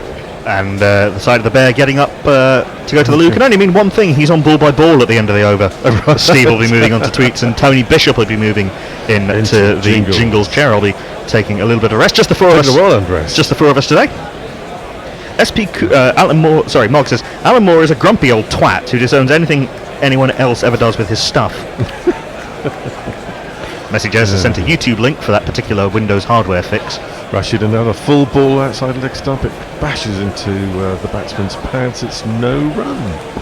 Yeah, beautiful bit of bowling from Rashid. Really took the pace off, and Neesham very early on it. Jimmy Neesham very impressive during the World Cup. Took his first international fifer and batted beautifully at times during the tournament. Very nearly got New Zealand over the line in that super over. Very good. Again down the leg side from Rashid. This has gone very 45 degrees, and the fielder has slipped and it's ran through to the boundary for a... Yeah, not great from Saki Mahmood. Once he'd fallen over, he was never going to catch up with it, really. Yes, it's not a great bit of fielding. So Neesham off the mark with the 4. Rashid in again on the leg stump. Hoyt to leg side, they don't take a run. Adil Rashid to complete his 4 overs. Yeah, occasionally things get expensive when you're a leg spinner, but such things have to be endured. Again, it's well pitched up. Neesham's got hold of this very flat. Oh, he's dropped another one! This has dropped it. It's Vince again! straight into his hands. Well, that's very poor bit of fielding from Vince. So that's five chances for one catch, we believe. Yeah, not a great ratio, The really. ratio's getting worse and worse. So at the end of the over, 15th over, 128 for 5. It is time for us to do a little shuffle, and while we do, Tony's going to jingle up something. I will try to. Where's marketing? Indeed, here it is. Yep, you owe us all right. You think this alternative cricket commentary stuff comes cheap? Well, we need some dollar bills to help pay our bills, so please go to patreon.com/GorillaCricket and sign up to make a regular monthly donation. You know there is literally nothing like Gorilla Cricket's coverage, so don't be tight. Dip into your virtual pocket and throw some cash our way. See, Rihanna knows. Patreon.com/GorillaCricket. Yeah, Vince, poor man, poor. Sam Curran's coming in his final over of this game as a bowler. It's driven, direct hit from mid-off. Are they going to go upstairs? I'm not going to bother. He looked like he was clean home. But a direct hit usually induces a Here's the little bowler replay anyway. sign. Sam Curran. What's his distinguishing feature? Sam Curran. His dad's from Zimbabwe. Sam Curran. And he's beloved by Liz Yates. Sam Curran. Now Vince is going to get a massive ribbing in the dressing room, isn't he? Yeah, 3. Is that 3? Two were fairly straightforward. It wasn't. One would have been an amazing catch. One would have been Hadn't amazing. bounced I it. mean, that one was hard and flat, but you'd expect a professional to catch that. Anyway, Curran comes in, second ball of this over. It's full and it's clipped nicely by Taylor out towards deep rear wicket, where it's fielded by Darren Manow, I think. And they will get a single. The score moves on to 130 for 5. There's 4.4 overs left. A little thank you to Dr. Cooper. I rather like the book at bedtime tone. It reminds one of the placid commentary of summer test coverage of years gone. Well, ZZZZ. I don't like reading the book at bedtime. I did that for a number of years. It's fucking irritating by the end. Sam Curran in, pick up shot by Neesham. There's no one out there, deep mid wicket. And it's made it over the boundary. All the Certainly way has. for a big 666. Oh, well, it's apparently completely silent, this 6. It should be going higher and higher, but it's not. No, Play another one. it's gone completely silent there, unless we've lost all sound. I'll try this. No, Yeah, it's gone silent. we have a silent jingle machine. Oh, I'll do my best to sing them for you, folks. So, don't hide. Full and into the pads. And they work it out on the offside and there's no run. Could be that. Pirate Badger asks, are the on-screen graphics very small, or do I need to start considering an eye test? They're not that Well, what are small. you watching them on just on standard TV coverage? No, I think that means our graphics. No, on the TV, right. yes, they are quite small. They are quite small. They're reasonably small. Yeah, they are. Took me until the 12th over to realise that you could actually see the number of overs because it's buried next to the score. Yes. Yeah, I can see them. Oh, I know you can because you know they're there. Full again by Sam Curran. Good ball.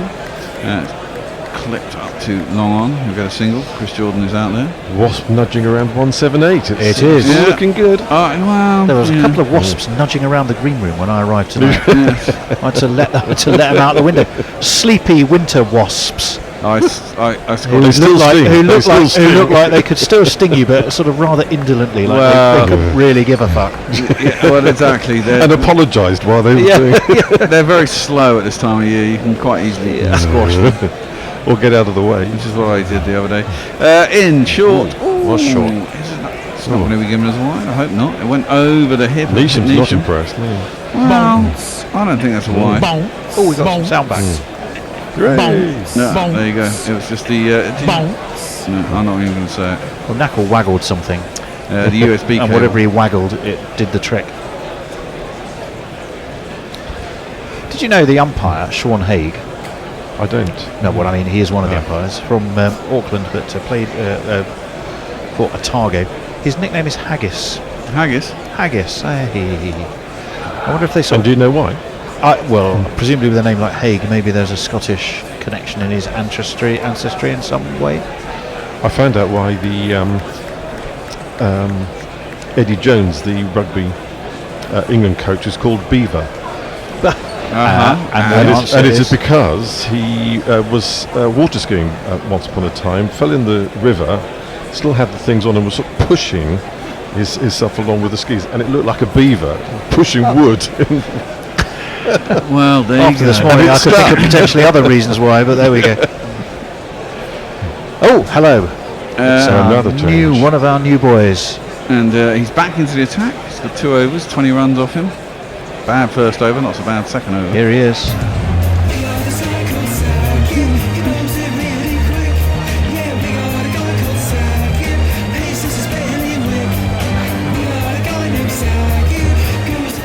First ball clears the front leg, does Taylor. Tries to swipe it into the leg side, gets an under edge, mistimed for a single.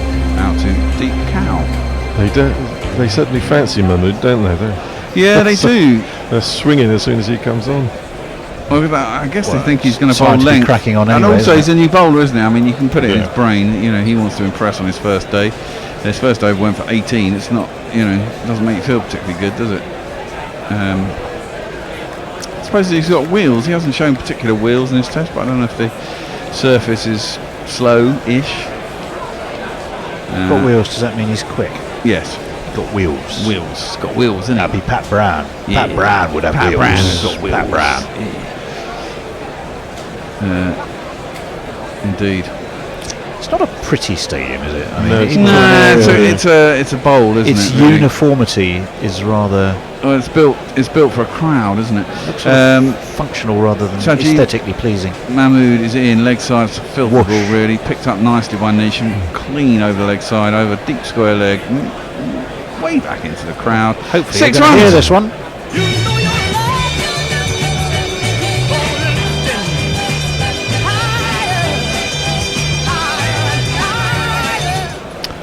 Straight down leg too much there, didn't Yeah, he? he did. It was just full on leg stump. It was an easy pickup shot. hit me written all over it. And it was. There's 3 overs left off. They've kind of slowed down a bit here, haven't they? Wasp says 181. Wasp was creeping up. Oh no, it's 145. Why was it showing 121 on the other? I don't know why I'm showing that. Maybe they just got it wrong. 145 for 5, which is not too bad actually. It's a competitive score at the moment. Yeah, it is. So, I do think the short boundaries mean that I think around the 180 mark is probably about par. Kiwis are probably know how to bowl here properly. That's full. And cut out to, oh wow, point, throw. Decent run. Nisham was, Taylor, sorry, was very quick off the mark, and I think he was easily in as the throw came in. Fielder was right on the edge of the 30-yard circle. Direct hit would have been interesting, but I still think he was there. Highest team innings here was 296, but of course that was this year when 290 or 19? 219. 290. That was New Zealand comprehensively thumping India earlier on in the year. Lowest team innings 101. Ooh. And that was Pakistan versus New Zealand 2016. Mahmood throws up outside off stump. That probably would have been a wide, but Taylor threw the bat at it and drove it firmly on the ground. His ground fielding's quite good out and there. Finn's Vince. actually caught it. Yeah, but you've got to catch the ones that are in the air, Yeah. Vincey. Got to catch the ones in the air. He saved 3 there anyway. He did save 3. He got around. That's really neat. Yeah, it was quite neat. Yeah. But England probably could have had 2 more wickets. Has he dropped 3? The one was off Jordan, wasn't it? Yeah. Which would have been his 50th wicket, so he won't be happy. Full driven out towards extra cover, so it's fielded out there on the boundary. Johnny B, I think, and it'll only be a single. It's just that 1-6 and over that's doing him, isn't it? And it's a short boundary, so they can give it the heave, and if even a miss hit's got a good chance of clearing the boundary. Well, England are not short of horsepower in that. No, I know. That's what I mean. I think 180. It's It's always difficult. Score pressure is always hard. But if you think that the boundary's short enough, you can get 6 and over. You've got to think 10 and over is chaseable. In comes Mahmood, full, maybe a little bit slower. Driven at by Taylor. Straight to the man at extra cover. He's just outside the circle when he picks it up. Threw it at the stumps. It would have been close if it had hit, but he didn't. It was the skipper Morgan. And there is a single off the last ball of the over. 3 overs to go. 149 for 5. 10 and over gets them 179. Which. He'd have been out on a direct hit. He'd have been out. Morgan throws his hand over his head. He knew that was close, and it was a whisker away. That was another lacquer, wasn't it? Yeah, it was. Pretty close. Mahmood's going to bowl out, which means who's left to bowl? Curran's finished, isn't he? Curran's finished. Jordan. Probably got 2 left, hasn't he? Yes, Jordan must have. Searching for that 50th wicket. Where is he? He's a wily bowler. He's here. Chris Jordan's back will make him cry. More England caps will soon draw nigh. For if they don't, then it will seem he'll wish he'd joined the windy team. Average first inning score here is 153, Apple tells me. It's what, sorry? 153. It must be a difference in dropping wickets from year to year, I presume. And maybe weather on the day, who knows? But this is certainly going to be well above average. It's 149 for 5 with 3 overs to go. Wickets here be useful. Taylor faces up. First ball full nicely. A little bit of swing there. I'm not sure. It was pretty quick and straight and full. And you can only dig it out to extra cover for 1. Okay, there's 2 outlier scores that drag everything down. Says Knackle. Oh, right. And no, what I presume that 101 was one of them. It's a long debate. And there is. Jordan knows what he's doing here. Jimmy Neesham was dropped and full by Vince. Yeah. He's got to do something about that. You can't be an international cricketer and drop that many balls, 80% of your catches. It's poor. Well, there was an interesting stat over the summer about slip catching, and even the best team in the world was, I can't remember who it was, but their catching ratio in the slips was, I think that's mid 70%, which means they're dropping 2 in 10 on average. When you say it like that, that sounds quite a lot, doesn't it? Yeah, it does. Well, I mean, I seem to remember in my youth, everyone, slip catches hardly ever went down, but that's probably not true. Much like fucking Gary claiming he's never dropped a catch. An attempted slow ball. It was a slower ball by Jordan, good slower ball. Neesham went right across his stumps. He was trying to do the old flick behind square on the leg side, beat the man short on 45 for 4. But he got done by Jordan, and it actually beat his off stump. It was a knuckle ball. If it had been straight, it'd have bowled him. As Paul Newton rightly says, catches win matches. Come on, England.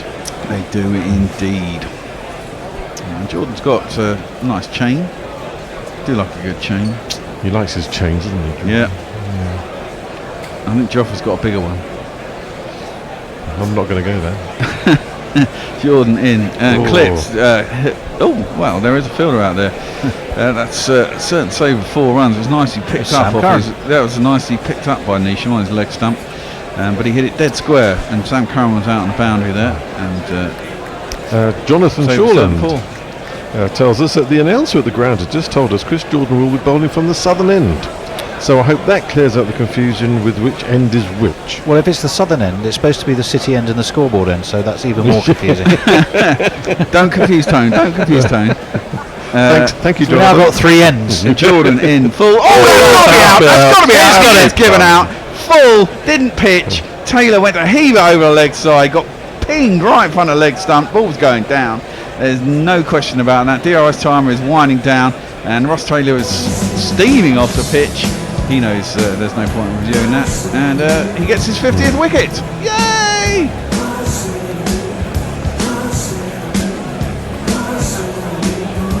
Oh, that's so fun. It's hit him on the full, in front of middle and off, and it's probably going on to hit the base of middle. And Ross Taylor does take no time walking off. He got 28 or 24. Started off quite quickly. Do you think Chris Jordan probably deserves one of these? Yeah, probably. That's a minor achievement, I suppose. 50 wickets in the T20s internationals. Well, we don't really have a minor achievement. We've either got a standing ovation or nothing else. Well, I give him a standing ovation. Minor achievement in international T20s. We should have a jingle for that. You're right, it doesn't quite deserve that, but it's definitely worth more than a sort of a polite ripple. Yes. Well, we'll give So him you some. need somewhere between a ripple and an ovation is where we should have, but we don't have the jingle for it. Mog's got a suggestion for the Vince situation. Pretty sure Vince has shown up utterly wankered and can barely stand, much less catch. We certainly can. Well, hitting line, it was hitting the base of the leg stump. Well, I think it's probably hitting the base of the middle, but Hawkeye says that. One way to learn about catching would be to watch his various test dismissals, I would have thought. That might help him out. Well, the new batsman is Mitchell Santner. Oh, absolutely, I beg his pardon. And he's going to face up. First ball is a slower ball by Jordan, which is not picked up by Neesham. Defender straight back down the track to him. So no run. Really good time to get a wicket. Here he is. Senior baby, let's grip into the pads for me. An awful good feeling. Senior baby, I'm in quickly tonight.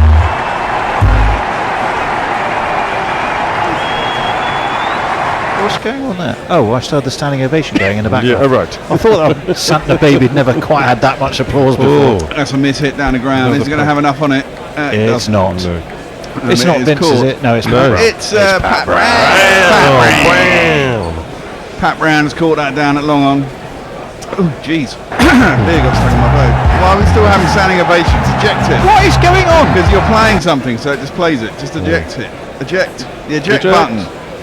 Is that this? No, it's the one that looks like an eject button on an old cassette player. This? No. That one? Yes. Yay!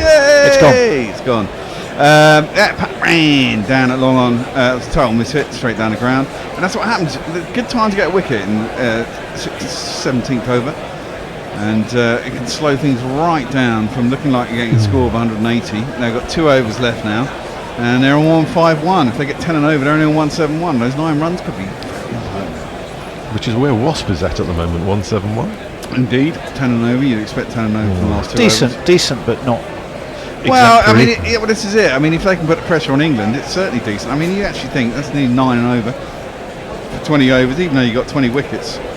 Wickets slow everything down. Southey is definitely a man who knows how to whack a ball if he does needs know how to. to whack a ball. Not a lot else. And he might fancy Mahmood as well.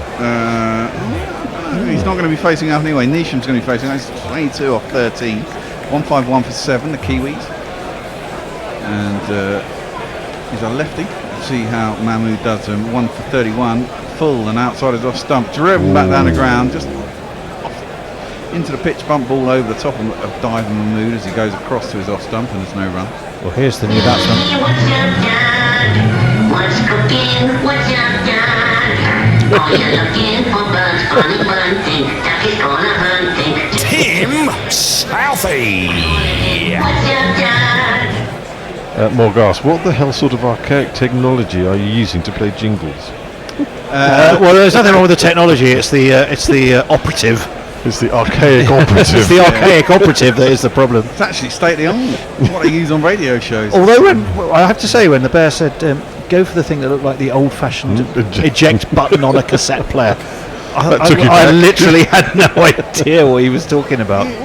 It's Eject up button with on a arrow cassette with player, a Grandad. line underneath it. That's eject, you know. Yeah, okay. Mahmood is in, second ball of his last over, and heaved at by Saudi. Can't be the man at mid-on, just outside the circle when he gets it.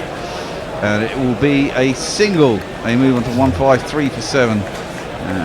Neesham will take up strike 23 or 14. And they'll be looking for 20 off these last 2 overs at least to get themselves over 170, 175 I'd have thought. 6 or 2 and they'll get themselves to 180, just over. Which is doable with a short bounder on the leg side. It's 1 or 2 pickups in the next, 10 balls. It's thrown up outside the off stump, driven, and that is a 6 over extra cover. That's a lovely shot by Neesham. It's been thrown up full and wide by Mahmood, and having seen 2 of those already this over, he's decided he's going to go for it, and he's just timed it sweet. He's going for the full wide delivery. Nisham A enjoyed little bit that. short of getting a Yorker in. It was actually a length ball, nearly a Held the pose, didn't Percy half volley really, and he's creamed that over extra cover. Beautiful shot, 6 runs. He's gone for a 6 in every over, hasn't he, Mummy? Yep, he has indeed. That's T20, everyone throws about the T20. But you don't want off the 3rd ball of the over. Means you've got to pull it back from here because they've got 9. So do you think your 182.5 is safe? Nah, not really. I mean, it could be. It could few more be. 6s. Yeah, exactly. 1 more 6, and it's certainly not. And he's given that the heave, Nisham. It's gone into infield on the leg side. They're going to come back for 2, and they're going to make it quite comfortably. And it's a fucking shit throw from the man out at deep. It was well backed up. Well, though. deep mid wicket, I suppose, to the left-handed Nisham. It was well backed up in the end from the man coming in the boundary at deep cover, who's Dawood Milan. But the throw from deep mid wicket was poor, well wide of the stumps at the bowler's end. I suppose they're trying to get it in as quick as possible. Stirred the running. Hope they won't go for a 3rd. Jordan will bowl the last over. There's 2 balls left in this over, and this over has gone for 10 already, which is good. That's what I want off each over. And if they get another 6 here, it's party time. Yeah? 161 for 7, 8 balls left. I need less than 2 a ball gets me there. Mahmood in, right arm over to Nisham. It's picked up. Has he got enough on it? Nice. Well, he's got it over the man on 45, and it's gone down to long leg for 4 runs. The score moves on to 165 for 7. There's not one boy for me, I must have 2 or 3, I need 4. He's not bowled particularly well, has he, Mahmood? I guess he's a bit nervous on his debut. Welcome to international cricket. Well, yeah, indeed. Right off the top. Top edge. It's the top edge off the top of the bat, and it's still got for 4 runs. There you go. That's T20s for you. Last ball of his spell for Mahmood here. And as he runs up now, and it's full and outside off stump. It's driven by Nisham. Oh, up to mid off. Chris Jordan fields, and they'll get a single off last ball. Nisham will take strike. He's got 36 off 18. There are 6 balls left. 12. We'll get 178. Which is not too bad a score. I mean, it's going to. It's going to test England. Missy Jez, I like the concept at Guerrilla Cricket operating a state-of-the-art Tony Bishop. The only question is whether we are talking about performance art or Renaissance art. Put a few chips in him and make him a cyborg, maybe. But Chris Jordan's going to bowl it out. 1 for 46 from Mahmood off his 4. Pretty expensive, but hey ho. I see myself more pre-Raphaelite. Yeah, okay. I could see myself as sort of a Botticellian fat-arsed nude. Cherub, a little cherub. 2 for 14 Jordan has got off his 3 overs. That's a beautiful ball. Slower, full, wasn't wide, and chopped at by Nisham, but he couldn't get a bat on it. Took all the pace off at 109.4 kph, which I don't know what it is in miles. About 65, isn't it? Yeah, it's very slow. I prefer it they put it in miles now, but everyone else does kph, so I guess we have to. We can live with it, can't we? We can live with it. This doesn't mean anything to me. Jordan in again. That's full on the leg side. Is it out? No. It's got a pad through to the keeper. It wasn't clipped. Didn't it? Yeah, it did clip his foot. It would have been wide if he'd have missed it. Great take by Billings, that takes him off strike. He's got 36 off 20. Southey is a new man. He's only faced 1 ball, so probably worth giving him the single. Double teapot from Jordan. I don't know what he's thinking. It's bowlable, man. He's saying 3rd man, I think. He's only conceded 14, which is a terrific effort. Well, exactly, but a skewed edge gets you 4, 2 wickets now. Clean hit over Cow gets you 6. He's probably going to. I mean, Southey likes to clear the front leg, so you can imagine he's going to try and hit it into the leg side. Jordan, short, full, Gone the heaved long up way in up. the air. Has it got enough on Should it? be- It no. hasn't. Oh, for fuck's sake! who was that? Is that Vince Milan, Milan? Jesus fucking Christ! Learn how to catch. That's appalling. Appalling. That's 5 drop catches today. That's That is poor. That's just dreadful. Poor Jordan. Jordan can't I mean, that's believe a poor shot. He's sort of heave into the leg side. He's beaten him. He's got a massive top edge. He's gone straight up in the sky. But he's shielding his eyes. Wear some sunglasses. You got a fucking cap on. God damn it. Oh, Jesus. Got there and near it, Christ. didn't he? Straight through his hands. Fortunately, it's the last over. What's it going to cost? Flicked into the offside. Is there someone out there? Oh, it's dropped short. A man who's coming in for the boundary. Bairstow. Bairstow, was it? He's probably just. Mog suggesting that most of the Gorilla team is along Rubenesque lines. Oh, Rubenesque rather than pre-Raphaelite. Yes, Rubenesque. Are they fat fuckers? What that? No, that Sort of fat Rubenesque looking. was sort of more statuesque ladies. Okay. He's calling us ladies now. Yeah. Well, no, I You am. are. Statuesque ladies. Statuesque ladies, yes. Well, anyway, Jordan in. He Oh, leg hello. side. That's Caught gone up with that well, one, right. Nisham. It's into the stand. 6 runs. So that's 176. So if they get 6 off the last ball, 182. I'm safe under 182 and a half. And that just stood up and said, "Hit me," And he did. He did. It was a length ball Oh. at normal pace. There was a man out deep cow, but he's never going to catch that. It's nearly over the first tier. 15 rows back, that one. Yeah, it was. Good hit. Right up the middle. Last ball of the innings, 176 for 7, and Nisham is facing up. Jordan comes in, it's driven square. Was that out, or was that off the floor? It was taken by Vince. He thinks he's got a catch. They're appealing. I'm not How's sure that? it wasn't a bounce ball, bump ball. The umpire's saying bump ball. I don't know, he looks like he's... No. We're not quite sure because they take the scorecard Sure, they're off going the to refer. bottom. Yes, they're going to refer it up. Are they going to refer that up? They get a review? That doesn't. Well, I suppose No. it does. It's 1 run. You might as well get the wicket if you can. Well, the umpire's conferring, and I think they are going to go upstairs. Well, I think after Well, that it's drop, not- Chris it- Jordan wants his. Well, wants his exactly. wicket, I mean, doesn't he? it doesn't have to as he be. should, It's not a review. If the umpire thinks he's got it wrong, he can review it for no cost anyway. It doesn't really matter.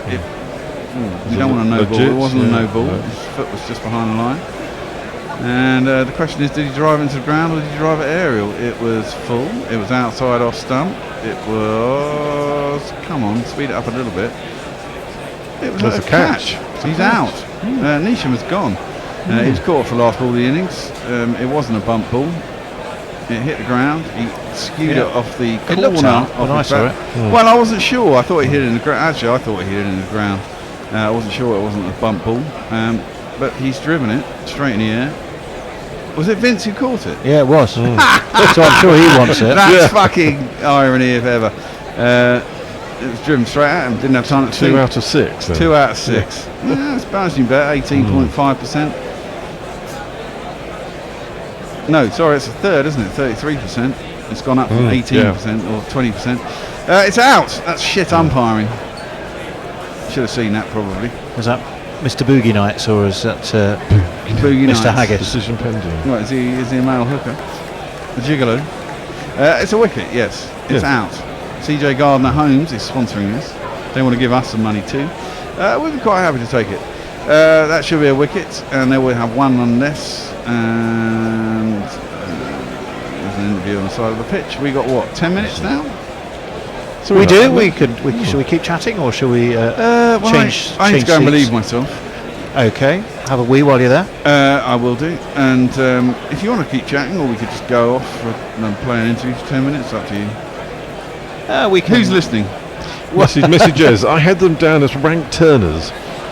Who? What? Us. On the painting team. Oh, I see. Turner, as in, well, Turner's more landscapes. I was going to say it was boats and things. Well, wasn't it? the fight of the Temeraire and things like that was Turner. No, but he did do some portraiture as well. The light, apparently down in And this Margate. message just actually rightly says, as you pointed out, Bear, why have sunnies on your cap for fuck's sake, and then not be able to catch because of the sun? Well, all right then. We'll take a short break. What shall I play in the meantime? What have we got there, and where would it be? Can do. I'll tell you what, why don't I quickly just run you through the New Zealand scorecard, because that will take just a couple of moments. And here it is, and then Bear will fire up something in the meantime. Guptill was caught Vince bowled Rashid. He went for 41, which is curiously his average on this ground in T20s. Colin Munro, he didn't really fire today. LBW to Sam Curran. Tim Seifert 16. Caught Billings bowled Mahmood. A wicket off his very first ball for Gregory as he saw off Colin de Grandhomme. Ross Taylor made 28, he was LBW to Chris Jordan. Mitchell was 5 and he was caught Jordan bowled Curran. Jimmy Neesham 42, out as we saw off the very, very last ball of the innings. Caught Vince finally, who dropped 3 other ones, bowled Jordan. Mitchell Santner was out for a blob. He was caught Brown, bowled Jordan. The not out batsman was Tim Southey. The England bowling figures: Curran 2 for 22 off his 4. Saqib Mahmood, bit of a baptism of fire, although did get his 1 wicket, 1 for 46. Chris Jordan, exemplary, pick of the bowlers by far, 3 for 23. Pat Brown, none for 32, 1 for 40 for Adil Rashid, and 1 for 10, as we said, with his very first ball in international cricket for Lewis Gregory. With that, we shall leave you with this piece of action and be back with you in probably 10 minutes, so don't go far.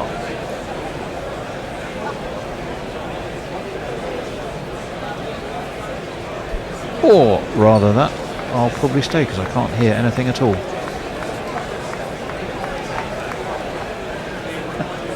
Maybe we'll try this one instead. It's our pleasure today to welcome to Guerrilla Cricket Paras Khadka, the captain in Nepal, batsman and off-spin bowler, all-rounder. I saw you play, I think, 2 years ago here at Lords. Yes. And I should say we were overlooking the vista at Lords where the Hurricane Relief match is about to take part. Now, one of the players in this match is Sandeep Lamachani. Very young man, but making waves already. Yeah, I think it's brilliant. I mean, he's been selected. He's just come from the IPL as well. A couple of months back, I would say 3 months back, when he first got selected for the IPL, he made a lot of good reviews, and plus he had his name put forward through one of our person here, Mr. Prashant Kaur, who's been helping Nepal cricket grow in the UK, and so that way got in touch with the people here, and plus with MCC and everybody getting involved with the whole game around here. He's glad that he's got this opportunity. As a cricket player, it's always great, to play at Lords and to play this game and the kind of impact that this game has. It's a relief, it's a charity game, and I hope it does well. So it's good things for us as cricketers from our country. He's spreading the word about cricket in Nepal, but also, what is it about him? What is his magic? He's 17. I think he was spotted at 14 by one of the coaches passing through his region. You'll have seen him at close quarters. Tell us about him. I think he's a very bright prospect, very young still. He's made a very big impact back home now, especially after he got that opportunity in the last 3 games that he played for the Delhi Daredevils. And he's always come across as somebody who's very, very confident. He always wants to perform, always wants to work hard. So I think there are good things in place. I think Nepal cricket over the years has done exceptionally well. We've got ODI status now, which is the highest that we've ever reached. So that way, there's enough talent in the country, but it was always about getting the right exposure.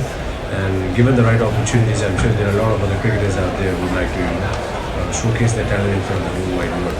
Well, when you played that game against the MCC at Lords in 2016, we had a massive Nepalese contingent here, something like 5,000 fans. And we were also broadcasting it on YouTube, and it ended up at one point of having had something like 270,000 views.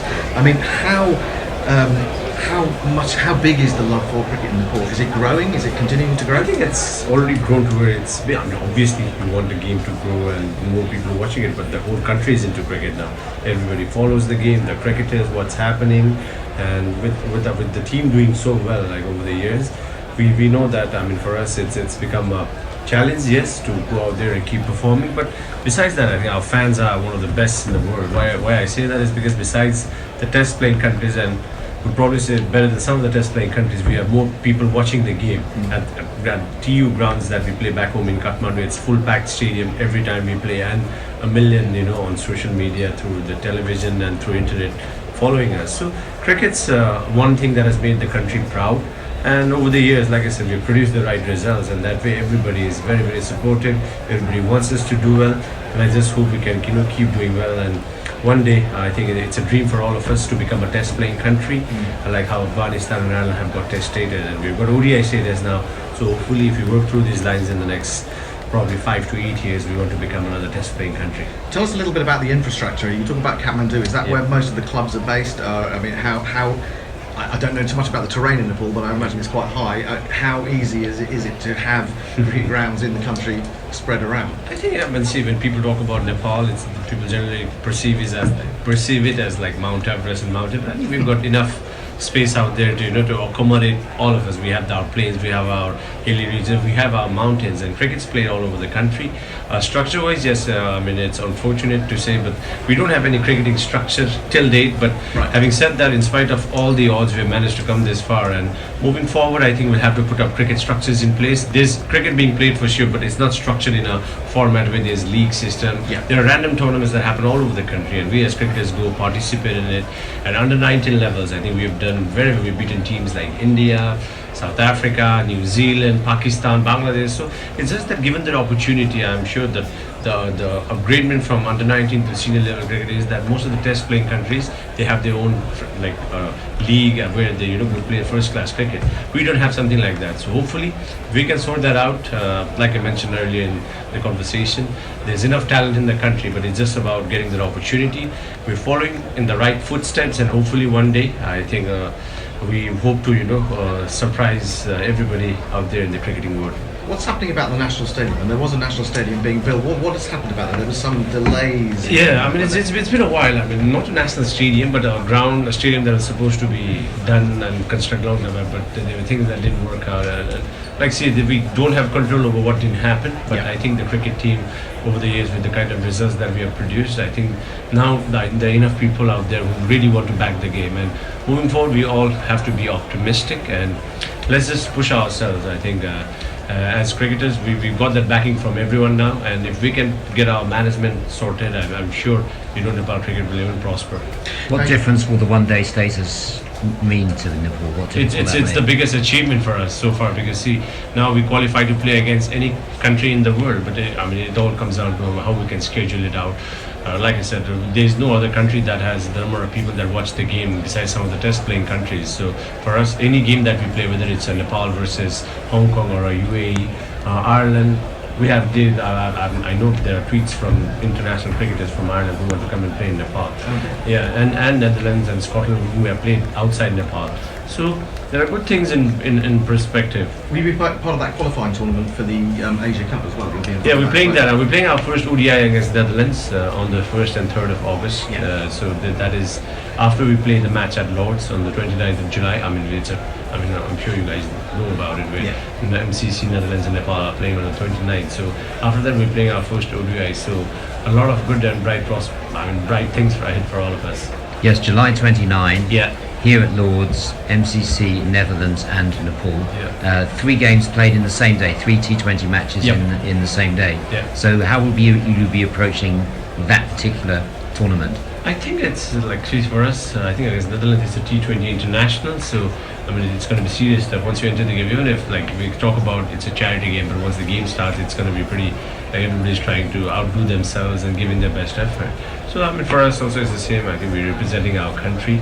There's a lot of pride at stake for us, and every time we go out there representing our flag and with everything around us that support cricket, I think we want to make our fans happy, everybody happy, and we just want to play that brand of cricket where we impress everyone, and plus we want people to come and enjoy. I think there's a very big Nepalese community in the UK and all over Europe, so it's a request through this media as well for them to come and enjoy the game. We had 5,000-6,000 back in 2016 when we played, and hopefully come 29th of July, it's on a Sunday, so we'd love to have the families and everybody around to come and watch, even the non-Nepalese to come and enjoy good days of cricket, because you've got 3 matches out there, so it's going to be good competitive cricket. How did you first get involved in cricket in Nepal? Myself? Yes. Yeah, I mean, see, I started very young, started under 15s, under 17s, 19s, and just gradually made it through. Under 19 teams have done except I've been part of teams that have beaten teams like New Zealand and South Africa.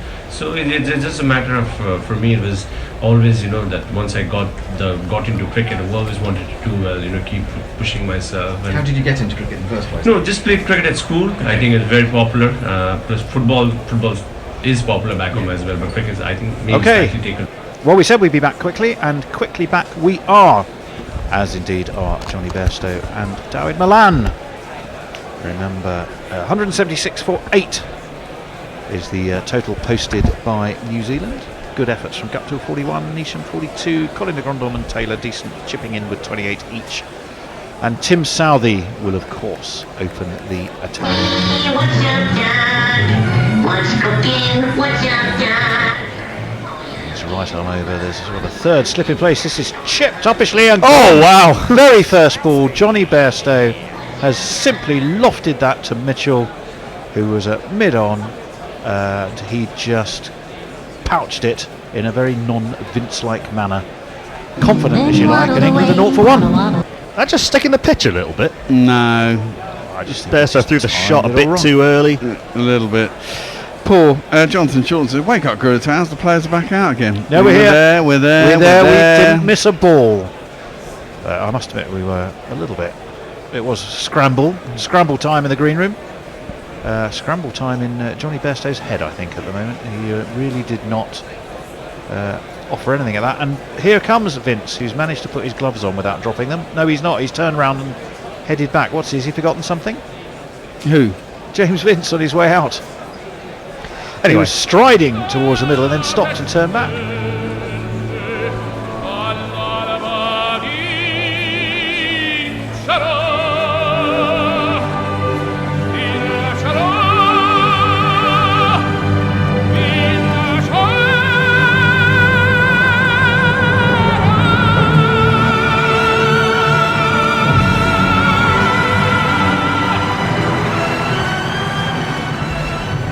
He did play majestically the other night.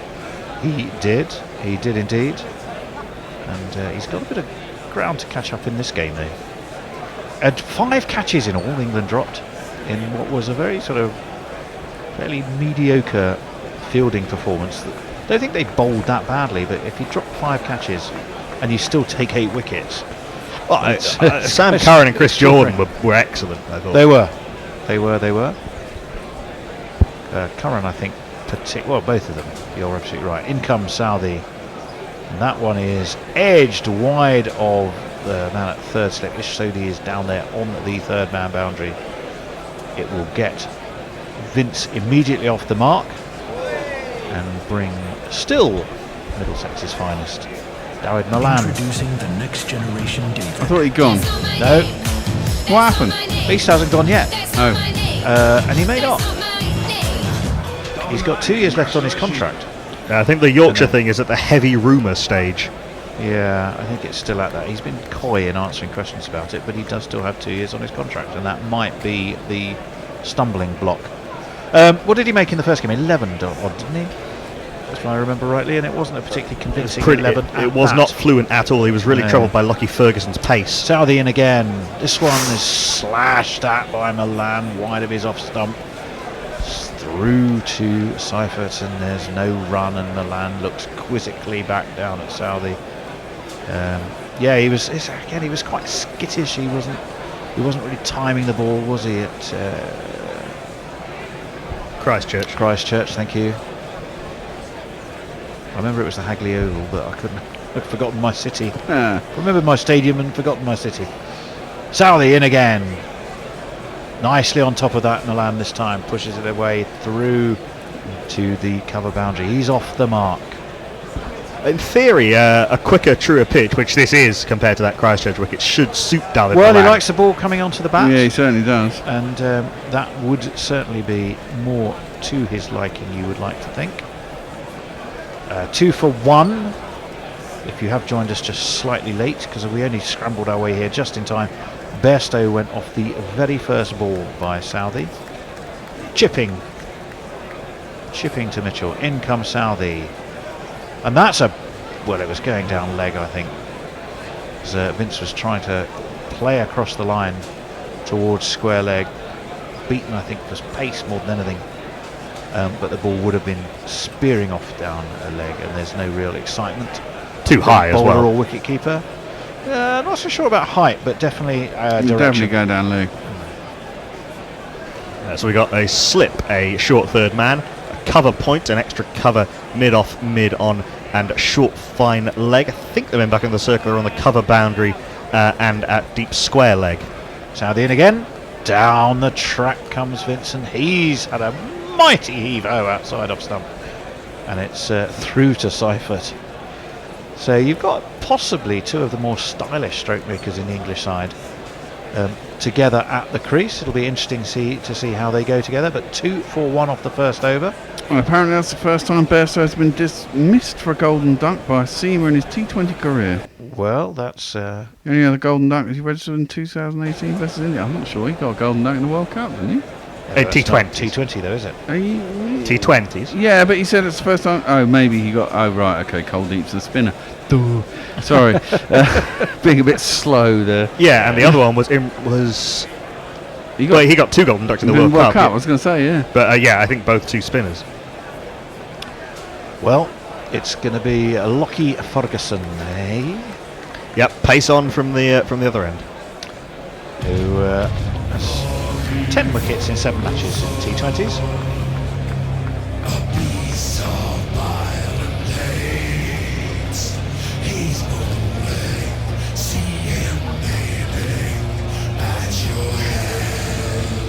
He's going to be bowling to Dawud Malan. As tall there is again a man that sort of third slip position. Malan drops the bat on that. Sharp running. Lockie Ferguson scampers away to field off his own bowling all the way to mid wicket. Yeah, I remember that Kuldeep wicket. 3 for 1. Sorry, that he got Bairstow with him that T20. It was a googly. It was a beautiful googly. It had him done all ends up. Bairstow prodding from the crease. Yes, obviously the recent World Cup, not a T20, so not relevant to that particular stat. 59, of course, Vince made in the, as you said, he batted quite beautifully. It was Santner who got him in that. He was caught, wasn't he, by Martin Guptill? Yeah, I think it might have been a full toss, I think. Ferguson has that stuttering start to his run. Right arm over. Down the track comes Vince. Oh, it's gone. Caught out on the point boundary. Mitchell Santner's taken the catch. And England are not off to a good start. They're in fact off to a dreadful start. Lockie Ferguson gets amongst the wickets. Vince has gone. Having dropped 3 catches, he's been comprehensively caught.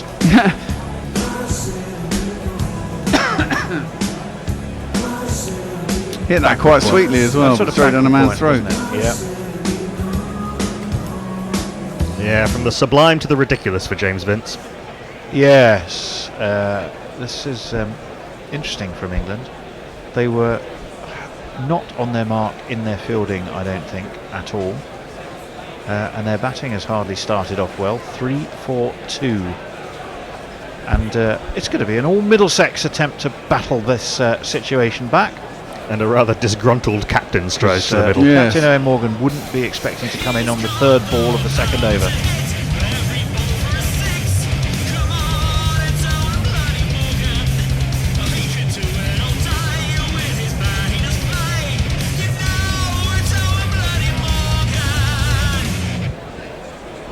Yep, Santner took that quite splendidly, didn't he? It was sort of knee height. He had to just stoop a little bit. Yeah, I mean, because of the quite short square boundaries, the ball comes to you so hard and so flat so quickly. You don't often see boundary catches taken at waist height on a lot of other grounds. No, indeed not. Well, Owen Morgan is going to be straight on to strike. As he scurries and stutters at the start of his run, and he's in. Is Ferguson, and nearly caught, guided by Morgan, and backward point was in the game there, diving away. It's Ross Taylor. He's got a big smile on his face because he knows that he really wasn't that far from that. My name is Lakhan. My name is Lakhan. Ross Taylor's a very good slip fielder, but not the most spring-heeled in the field these days. You wonder if somebody like Martin Guptill or Kane Williamson might have hauled that in. Yeah, there's a ring of sort of three, isn't there? There's you've got like a more sort of a conventional gully, and then you've got a they've got a point toe and a back and a short third and a sort of short There's five man. a 5-man ring on the offside now. Between that gully and one cover. Is left by Morgan, and when I say left, I think I'm being slightly kind. I think you are. He was, I think, thinking of trying to just run that down to the third man, and the ball just bounced more than I think he was expecting. Yeah, they got kind of a gully and a backward point quite close to each other, and a traditional point. And they got cover and a sort of wideish mid-off, and then they've got a man down at third man too. Yeah, very much Ferguson's going to be angling this across Owen Morgan. I guess trying to do him for pace, because he does like that run down to third man, but it was definitely done for pace on that previous delivery. In comes Lockie Ferguson. Morgan again. I think this time he was looking to move, working away into the onside. Wasn't they really able to get much on it, and it just dribbled its way back to the bowler. 7 for 2. We're closing in on the last ball now of the second over. England a dismal start. Frankly, dismal in the field. A dismal start to their batting. It's after they were so efficient. It's T20. In Christchurch. Well, yeah, as we've said, it's the 50-50 game, isn't it? It certainly is. In comes Lockie Ferguson. Digs this one in a bit, and that's Martin Guptill, I think, diving to his left at backward point. It was Guptill. And he takes one man in this game to get it by the scruff of the neck. Well, both of these, as indeed are a number of others in the England camp, but these two we know are both very, very capable of doing it. Billings, of course, is. We're a little bit untested so much after that. We know what Curran can do, but less so. We've not seen it in T20 for England. Well, he's slated to come in at 6. I would imagine Lewis Gregory had come in ahead of Sam Curran. Possibly. Where's he batting down there at 7, isn't he? But Sam Curran does bat sometimes in the top 3 for Surrey in the blast. Lewis Gregory is very powerful. He did the game I went and saw. He came in at number 3. Didn't last very long. Southey's going to continue, and why wouldn't he? He has 1 for 2 off his first over. This one, the bat is again just drops on it. It's sent away to square leg. 3 fielders converge. As Sodhi in his black floppy sun hat is the man that gets there first. And obviously after that, Chris Jordan gets another single. Sorry, Tony. Chris Jordan and Arthur Rashid can certainly both bat. Yep, indeed. Well, they can, but it's not. Well, I suppose it's not firepower all the way down. Once you get past Gregory, you're slightly in the bowlers who can bat camp, aren't you? Yeah. That's what 2 early wickets can do. Yes. Rebuilding done without really the time to do it. Sort of wide slip in place for Owen Morgan. Now Southey also going with that angling across him type of angle. 3 men in the ring between backward point and cover point. 4th slip. Down the track comes Shot! Morgan. Slapped up and over cover all the way for 6. What a shot that was.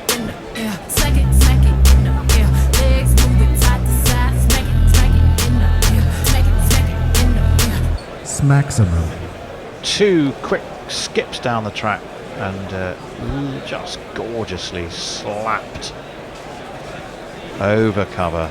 It was a beautiful all shot. the way for 6. He got that and just angled the bat as the really last that was moment. so cleverly placed, because all of those men, as we were saying, kind of square and behind square, but he made sure he got it in front of square. Just that little bit of wrist work at the end. Beautiful stuff from the England captain. Very much so. Southey's going to be in again. Morgan doesn't time this one quite so well. He was looking to cut and got a bit of a bottom edge, and this time he won't get a run, so it's 14 for 2. We're halfway through the second over. Morgan on 10, Milan on 3 from 4. Southey has 1 from 9. Dramatic start if you missed it. Johnny Bairstow went from the very first ball on Tim Southey. No, at least he wasn't bowled through the gate. Well, he wasn't, no. Messi Jez. Hello, Messrs. Says Vince obviously thought it was pretty safe to hit in the air, as based on his own experience there was a 67% chance that it would be dropped. In comes Southey down. No. Morgan, no, that's a huge shot, and I have literally no idea why. Although Morgan, I think, had moved quite a long way across, and he was looking to take it away to leg. The DRS timer is tick-tick-ticking, but I would imagine it's going to be completely ignored. Well, I think it was. It I should think it would have hit leg stump, but I think it pitched well outside leg. It did pitch outside leg. It did pitch I outside don't think it outside would leg, have. and I'm not actually sure it would have. Tim Everingham says, "Morning, Gorilla. By the sounds of it, this is a game Vince would just rather forget." Yep. Yes. Player of the match, and deservedly so in Christchurch. Bit of a shambles here in Wellington. That's T20 for you. And Mike's in touch with us. Hello, Mike. I'll give him a little shout out after this. In comes Southey. He's in to the left-handed Milan. Milan is standing tall and waits for it and steers it down through backward point. There is a man on the boundary and will get himself a single. 16 for 2. 4 or 5 for David Milan. Timed a couple nicely, but pretty much straight to field. He's 11 of 13 he was in Christchurch. Not the best start to the tour for him. And with Tom Banton waiting in the wings, he probably needs a score. He was sort of rather sort of edged one, didn't he? To was it Sodi who got him? Yeah, it was Sodi who caught him. The leading edge, wasn't it? It was a leading edge, yeah. As in comes Southey, and that one again is floaty and full and foxed Owen Morgan, but he manages to make something of it and get himself another single. 17 for 2. Mike says, busy night tonight. Listening to you guys on my main phone, watching the match on a crappy stream using his old iPhone, and watching a replay of the rugby on TV, trying to understand this foreign sport. It's very difficult. I mean, rugby is quite. I mean, it's quite technical now in terms of what's a penalty. Even people who watch a lot of rugby union, and even you see this as pundits, players who've recently retired. The laws at the breakdown of the scrum are almost impenetrable. Yeah, they are. It's fucking difficult. The other thing I think you've got to think about here, the England batting order, is that past Billings, your two next batsmen in are both have not batted in T20s for England before. So you're kind of a little low on international experience. You are. Yeah, but you've only got to hit it over the boundary a few times. You're relying. Good. You're relying on. Well, this is why you pick new players. Lockie Ferguson is going to continue. He bustles in. Morgan just guides this between cover and extra cover. I don't think it's going to go all the way. He will take 2. Just bisected that field quite beautifully. Bear, you were giving that for 4. Cover point should have stopped. I thought it was. I thought it was going to make the boundary. No. Still poor fielding. I don't think he quite got the power on it, to be honest. Cover point rather dived over it. That is true. Ferguson 1 for 7. He's in his second over. It's coming round the wicket now. So they've put an extra man on the leg side. Correct. There's not a mid-wicket, there's a funny man out on the boundary. Yes. I think they were checking to see whether the boundary fielder had accidentally kicked the rope, because the umpire couldn't see the rope because of the shadow of the stand, but he was well inside the rope. Yeah, the slip's gone into that mid-wicket region, so there's 4 men of the ring on the offside, 3 men of the ring plus a short mid-wicket, and the men back are at third man and probably deep mid-wicket. What is that building then? Because that's a good marker there. The thing there. Is that part of you the love your docks? markers, don't you? I do. That one is slapped backward a point by Morgan. That has gone for 4. There is no point in chasing that one. Did that go through the hands of the man? It was close. It was certainly close to him. It was just hit with real power though. England move on to 23, so they're getting the run rate shifting, and just past him, just wide to his right of that man at backward point. Ferguson tips his head back and lets out a yelp of exasperation. And now they've moved the mid wicket into sort of wideish gully. Yeah, you have, as you say, a sort of a deep gully, a backward point, both very close to each other. Morgan has lofted it over them though. And that has gone for 6? I think he's got that all the way. The umpire's not sure. He's double checking. I think he has. Again, it's gone into the shadow of the stand. We think that was 6. The umpire, who is that? Our friend. That's Wayne Knights. Wayne Boogie Knights. Bear and I both felt that was 6. It has gone into the shadow. And we can tell you that's 6. 6 hit the rope on the full.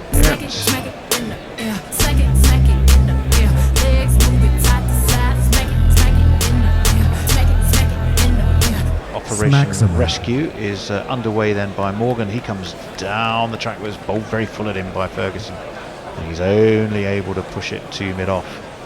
And they won't run, 29 for 2. Morgan 22 off 12, so he's going at nearly 2 runs a ball. Dawid Malan has had less of the strike. Certainly hasn't hit his groove. Didn't hit his groove in the first game. No. He's quite a destructive he T20 could be player, though. devastating when he does hit his groove, but I think maybe Morgan. The fact that Morgan is I think they just put a man on the deep point boundary. So Ferguson is in. Morgan stretches for wonderful. it, guides it through cover, and that's 4 more for the captain.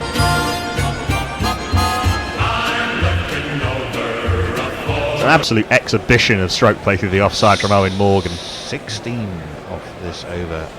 1 ball to from come. Lockie, and he's still got 1 ball to come. Depending on where they've put the field, he's either opened the face and gone up and over, or he's sort of closed the face to make sure he gets it in front of square. It's not an he's attractive toying shot. with them. That's not an attractive shot. I don't know. It's not, but I don't know. Jolly effective. It's a T20 in it, for fuck's sake, I mean, just batter it's it. not a bad. I mean, I don't think it was unattractive. I think he played it beautifully, placed it beautifully. He went timed nicely it deep in the beautifully. crease as well.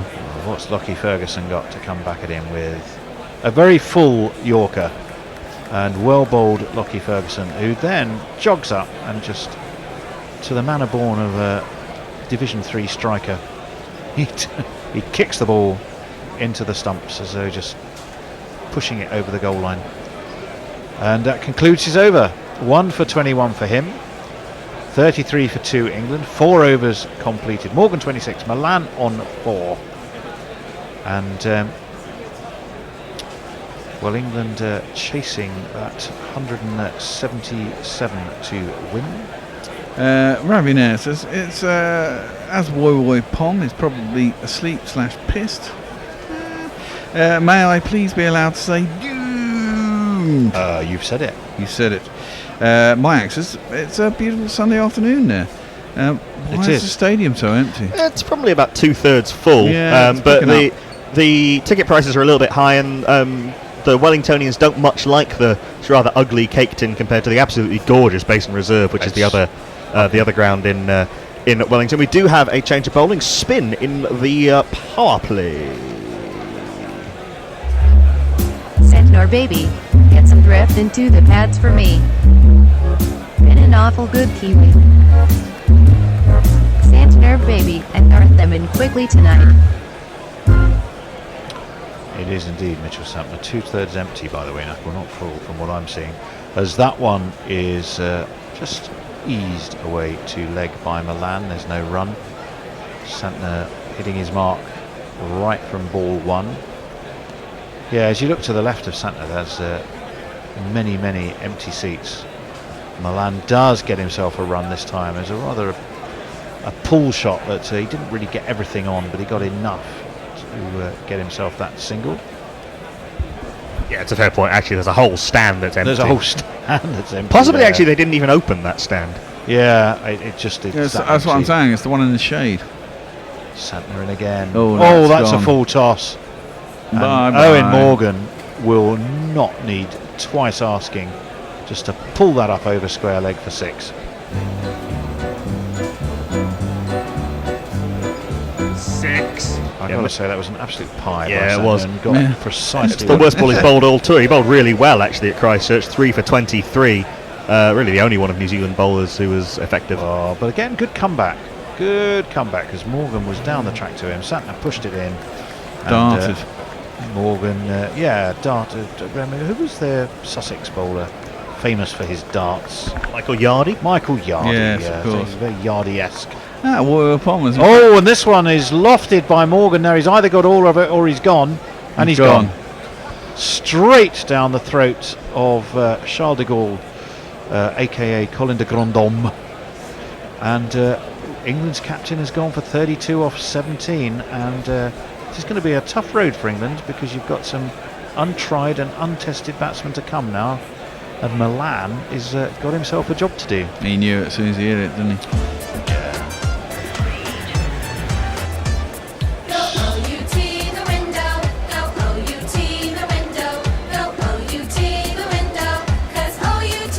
Owen Morgan gone for 32 after 17, 3 4s and 3 6s. Very decent innings indeed, just under 11 and over basically for Owen Morgan. Mitchell Santner, of the 7 wickets that New Zealand have taken, has taken 4 of them in this series so far. Yep.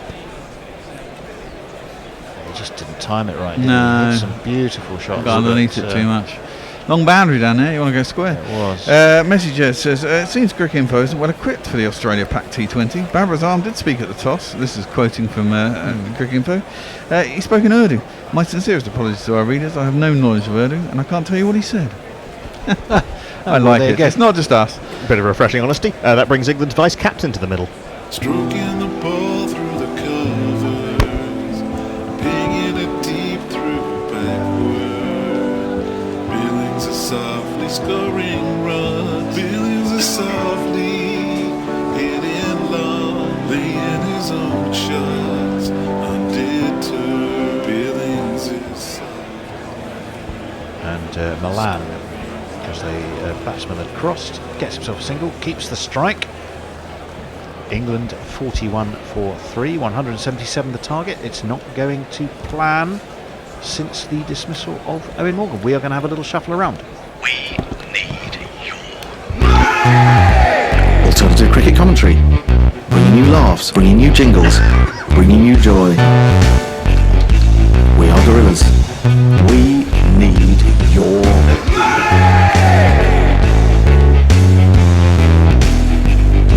patreon.com/Gorilla Cricket.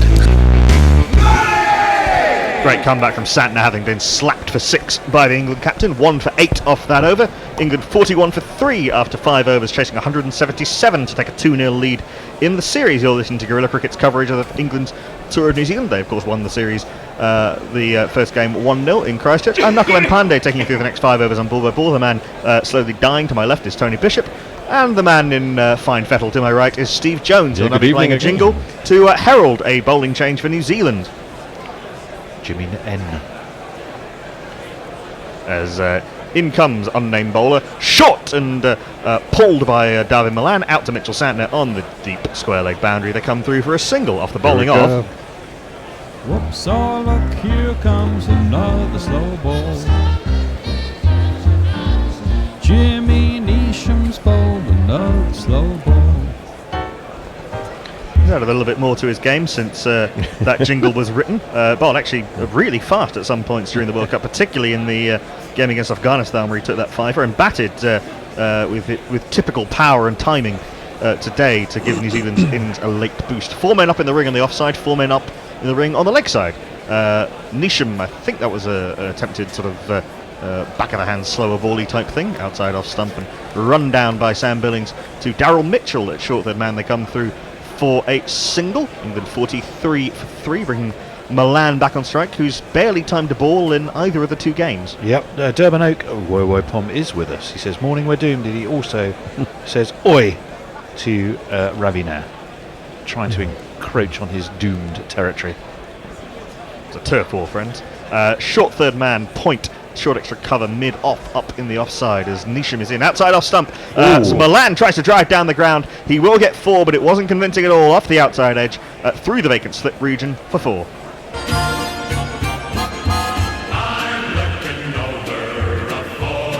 A less than impressive stroke from Darwin Milan, but 4 runs nonetheless. We'll take them. Paul Tudor, MW, says, what a dumb shot from Captain Morgan. Well, probably it wasn't the greatest idea to go straight on these longish boundaries, but to give Mitchell Santner some credit, I think, it was cunningly bowled. Yeah, so he gave you that offside field, and mid-wicket square leg and short fine leg up in the circle on the leg side, into the hip of Darwin Milan from Jimmy Neesham, nudged round the corner for a single, short fine leg fields, and they come through for 1, 48 for 3. Just singles off Jimmy Neesham so far. England not scoring as quickly as New Zealand were able, no doubt due to having been 3 for 2 in the second over. In the second over, yeah, after just 8 balls. Seifert settles behind the stumps as Neesham comes in to Sam Billings, right arm over the wicket up to the crease and bowls, and the right-handed Sam Billings tries to nudge this to point and take a quick single, but the throw came in quickly from that man at point. Milan sent him back quite rightly and had the throw hit. It might have been interesting for the run-out, but the throw did not hit. There is no run. Angelic Scutus says the local fan base might like the cake tin. The problem with the basin, though, is it isn't big enough for the crowds a game like this might get. It's true, it's not very big. It's a boutique ground. They tend to use it for test matches. They like the sort of the appeal of the grass banks and so forth for the rhythms of test cricket. Into the pads of Billings from Jimmy Neesham. Aerial, but through the vacant square leg region out to the man on the deep square leg boundary. They come through for a single. 8 runs off Jimmy Neesham's first over. The power play is finished. England 49 for 3. I think New Zealand are going to go to spin immediately. So replacing one spinner with another. Left arm spin out of the attack. In comes leg spin.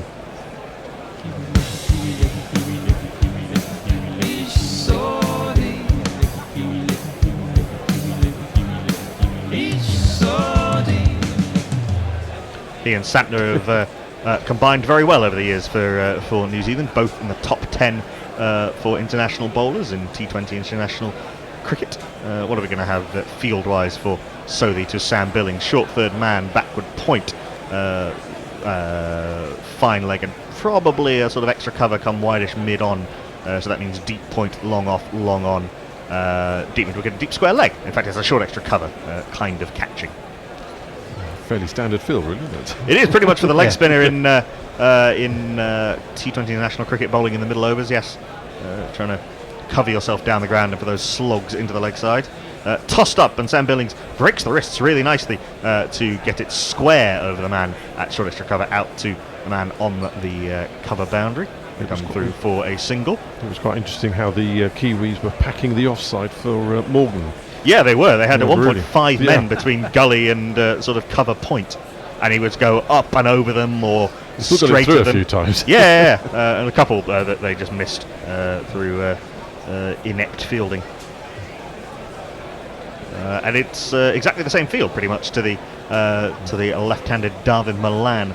Not as fluent off the spinners as he is off the fast bowlers, although given how unfluent he's been off the fast bowlers in this tour, that's not saying a lot. Slower from Santner, very slow. Milan tries to nudge this around the corner. Southey, sorry, thank you. And field at short fine leg, there is no run. Billings has got to hit out or get out, I think, really. He's not really doing England many favours, scratching around as Southey is in. Might have been a googly, slid across David Milan off the outside part of the bat down to Daryl Mitchell at long off. They come through for a single. New Zealand re-establishing control after Owen Morgan's little blitz. Ravinera suggesting that Woiwo Pom should go back to sleep. Maybe he wants to own that doomed territory now. Doesn't like the competition. In comes Southey, right arm over the wicket. Down the track comes Sam Billings, thrown wider by Southey, who I think saw Billings coming. Billings did adjust and with those good hands of his stretch to reach this and ping this out to the man on the cover boundary. They come through for a single. 52 for 3 after 6.4 overs. Milan, all singles apart from that one edge for 4 through the vacant slip region. That is a googly from Ish Southey. Milan trying to play this from the crease and just nudges a single into the point region. They come through, as I say, for that single. Milan 14 off as many deliveries. Sam Billings 4 off 5. Does like the reverse sweep. Sam Billings played a good one off Ish Southey in Christchurch. See if he brings that shot out. Short third man is up. So the shot is on. That's thrown very wide from Ish Southey. Again, might have thought that Sam Billings was going to come down the track, but he didn't, and it's a very, very wide. Well outside the tram line. Did turn a fair bit. Yeah, a little bit, but from wide. Last ball of the over. Tossed very wide again, trying not to let Sam Billings go through the leg side. It's well fielded by Colin de Grandom at cover. There is no run. Good over from Ish Southey, 5 off it. And England after 7 overs are 54 for 3. I think that would have been rather close to another wide. I was going to say, you should have Billings left it, hadn't really, actually shouldn't got something on it. Vector Victoria. So we need to be quiet. Says, on the basis this game is over, I'm switching off the TV and will listen to you in bed as I drift Over? Long way from over. Try not to make any sudden loud noises. Please. 123 needed off 13, 9.46 and over. Certainly not over by any means, I don't Perhaps think. we should go into golf commentary mode for Vector Victoria. Or snooker. Snooker, yeah. Yes. Whispering Ted Lowe. And that's a bad miss. Oh dear. We do have a change of bowling. We do have the part-time off breaks of Daryl Mitchell, not the Worcestershire captain, but the New Zealander. Number 6 up there in our jingle cart. Part-time medium, apologies. And he comes right arm over the wicket to the left-hander David Milan, who just nudges this medium dibble-dobble into the offside. There is no run. It was a dibble-dobble, yes, wasn't it? New Zealand, of course, famous for dibble-dobble, dibbly-dobbly, wibbly and wobbly. Chris Harris, Kevin Larson, et al. In the 1992 World Cup. It's been a while since they produced a genuine dob bowler. Do you think Daryl Mitchell could be the man? Yes, I think so. Again, short fine leg, short third man, backward point and cover up everyone else. Back, Mitchell in, goes very wide on the crease as Milan walked across his stumps, and he's threaded this very nicely through the offside. Lucky Ferguson had to come round from deep point to try and haul that in. Could not do so. Second fall for David Milan. There's not one boy for me, I must have 2 or 3, I need 4. Yeah, an attempted off cutter, which ended up as pretty much a half volley, very nicely stroked indeed by David Milan. Well, he timed that, didn't he? Yeah, he did. That's the first one he's timed, pretty much on the tour. What'll Daryl Mitchell come back with up to the crease now and bowls back of a length and much straighter. Mitchell falls over with the sheer effort of propelling a ball at 126.5 kilometres an hour. Good ball, nudged by actually. David Milan into the leg side. There is a single as mid-wicket comes in. Yeah, it was a decent delivery. Good comeback after being hit for 4, certainly. England need 118 to win from 75. Yeah, run rate's not out of hand yet, but they probably need a flurry of boundaries just to keep things comfortable. 9.44 and over. You don't want it to be getting to 10 and over when you've still got 12 overs left to go. There's Mitchell buttons on the collar done up and the said collar turned right up. Fourth ball of the over, right arm over the wicket to the right-handed Sam Billings. Full and slow and whipped by Billings, a former hockey player, hence the real ability to whip the wrists through the line of the ball down to long on it goes. They come through for a single. Wasp not massively optimistic. Got No, it's England not, at about is 33%. Well, it's up from 23, which was at the end of the second over. Yeah, that's the Morgan impact. Needed him to stay a little bit longer. Would have been handy, wouldn't it? 40 for 3 England were with But England. So Milan's they put on 20. accelerating at 19 or 17. Accelerating slowly. It took him a long time to get going, and if he gets out now, it will not go down as a very good innings. Full from Daryl Mitchell, and all Milan can do with it is drive it down the ground to long off. They come through for a single. 7 off the over so far, 1 ball left. You're certainly not a fan of David Milan, are you, Mac? I like David Milan a lot, but he's not batted with any kind of fluency in either of these 2 games. Time of the crease makes a change. Well, Mayank says, just realised tonight in the US is daylight savings. Can't wait for the extra hour to sleep after this match ends. It's nice on the first day, but then when it gets cold, you realise it's getting colder and darker earlier. As Mitchell in full toss, which Sam Billings comes down the track to and nudges into the leg side. Really should have done more with that, frankly. Yeah, I was just thinking that. But happy to just nudge the full toss out to deep mid-wicket. They come through for a single. 8 runs off the over. England 62 for 3 after 8. It's all quite sedate, isn't it, really? It's not... the Kiwi Well, seems there's to an be element sort of of rebuilding. smoking a 6 every over or 2. It took a little while to get going as well. Well, yeah, 3 quick wickets obviously hasn't helped England's cause. 1 coming off the very first ball of the innings. Well, at the time that Owen Morgan got out, they were 40 for 3, and Morgan had got 32 of them. I wonder if Vector Victoria has drifted off yet, or is still listening to us. I think calling this game over is rather premature. First ball of the ninth over, bowled by Ish Sodhi. Down the track comes Sam Billings and launches this up and over extra cover. Martin Guptill does brilliantly as ever. Such a good fielder, Martin Guptill. Anywhere you put him on the pitch, it comes screaming round from cover point, probably 20 yards to his right to haul that back in. The relay throw comes in. Martin Guptill has very much saved two there. Excellent work.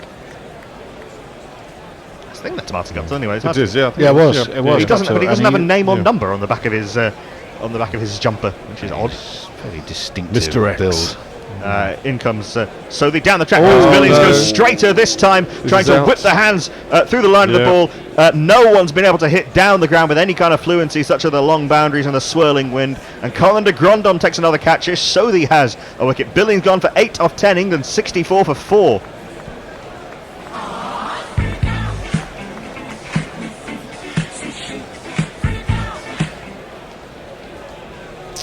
The percentage option on these with the ground with these dimensions, And also not a man who's likely to make a drop, is he, Colin de no, Grandon? big hands, Very big buckets he has for hands. And sunglasses, so you can see out of the Well, sun. unlike on his face, man. which helps. Yes. So was it Going to get interesting, isn't it? Sam Curran. Yeah, for his first bat in T20 international cricket. Wasn't called on to bat, of course, in the last game. Sam Curran. What's his distinguishing feature? Sam Curran. He starts from Zimbabwe. Sam Curran. And he's beloved by Liz Yates. Sam Curran. You can see what Billings was trying to do, trying to come down the trap, but he was slightly beaten in the flight by Sodhi. He didn't quite get to the pitch of the ball and rather got under it. Colin de Grandon taking two simple catches, catch off each of the spinners as England's batters tried to go down the ground. Sam Curran won't be on strike. They, of course, cross while that ball was in the air. So it'll be Dav Malan facing up to the leg spinner Ish Sodhi. Well, David needs to go big now, doesn't he? Needs to get Well, he's also, He's caught What do between we a rock and a have? hard place, isn't he? Because he's sort of got to stay there, but he's also got to up put- his scoring rate. Third ball of the over, Sodhi in. This one turns off the straight, but Malan plays this off the wicket into the leg side. And Ross Taylor comes round from short line leg to field. They come through for a single, bringing Sam Curran on to strike. Vector Victoria is still awake, but still thinks New Zealand have this. I wouldn't particularly disagree. They're on top for sure, but pronouncing this game dead might be a little bit premature. A doctor with trigger finger. yeah, fine phrase. Sam Curran facing up to his first ball in T20 international cricket, and he goes deep in his crease and pulls this out to deep square leg. Lockie Ferguson nearly overran that coming round from backward square leg, but managed to adjust and dive a little. It was to a his great left. stop in Yeah, there, a little bit wasn't like a goalkeeper doing one of those drills where they have to make a save and then get up and make a save immediately. And Lockie Ferguson makes the sort of universal symbol for Scooby-Doo running, where the legs start going long before you do. Single to Sam Curran. Reverse sweep by Davin Malan. Straight to backward point. Jimmy Neesham feels there is no run. Fair enough shot, I think, from Davin Malan. I can see what he was trying to do with no one out there guarding that boundary, but picked out the man. 4 runs off the over so far for Ish Sodhi plus the wicket. Really good. 1 ball left of it. He's into Davin Malan, who just stretches forward and works this out into the mid-wicket region. They might want to, they're not going to get it. These boundaries are too short for that, and Martin Guptill has an arm like an Exocet. They come through for the single. 5 runs on the wicket off the over for Ish Sodhi. Very, very good. Malan on 22. Sam Curran on 1. After 9 overs, England chasing 177 to win this second T20 international, are struggling. Messages gives us an update on Pakistan and Australia. Pakistan are 1 for 1 after 2 balls. We know the feeling. Well, we do. We I certainly think the do. start of that game got delayed a little bit by rain, but good to see that they are actually out there. Where's that one being played? I'll have a look in just Sydney? a second. Bear with me. We do have a change of bowling while I'm finding that. It's Jimmy. Back into the attack. In fact, is he back in? I think he might No, be no, back. Is he- he staying on? he's Staying staying on. on, Sorry, yeah. the change was well, Sodhi Vasantha, and a good one. It is at the SCG. Yes. Fakhar Zaman caught by Steve Smith at backward point off the bowling of Mitchell Stark. There's Nisham here in the game we're covering here in Wellington. Bowls to Davin Milan, who goes down on one knee trying to pick up slog, sweep that. It bounces just short of Daryl Mitchell out there on the deep square leg boundary. They come through for a single. Again, a lot of hard, flat, square hits that find boundary fielders at waist height. Ravi Nair's gone full on Monty Python. A little bit premature. Knackle, this isn't X game. Dead defunct. Kick the bucket. It's not pining for the fields. I'm with you, Ravi, I've got to be honest, but Milan can do some spectacular things. Sam Curran facing up to Jimmy Neesham. Curran has a thrash at this. It comes off the outside part of the bat. It drops in no man's land between the man running back from cover and the man coming in from extra cover. Drops frustratingly in between the two of them. Big old They come heave through for just a single, wasn't it? I'm not sure he was trying to hit that over the offside, really.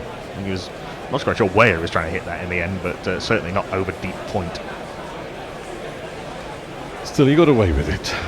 He does tend to, Sam Curran, when he thrashes to good effect. Nisham in hair flapping in the Wellington breeze, which is pretty significant. Milan's got hold of that all right. That's the biggest hit we've seen all day. That's almost on the roof. Huge hit over square leg for Davin Milan. This might be new ball time. Let's talk about sex. Let's talk about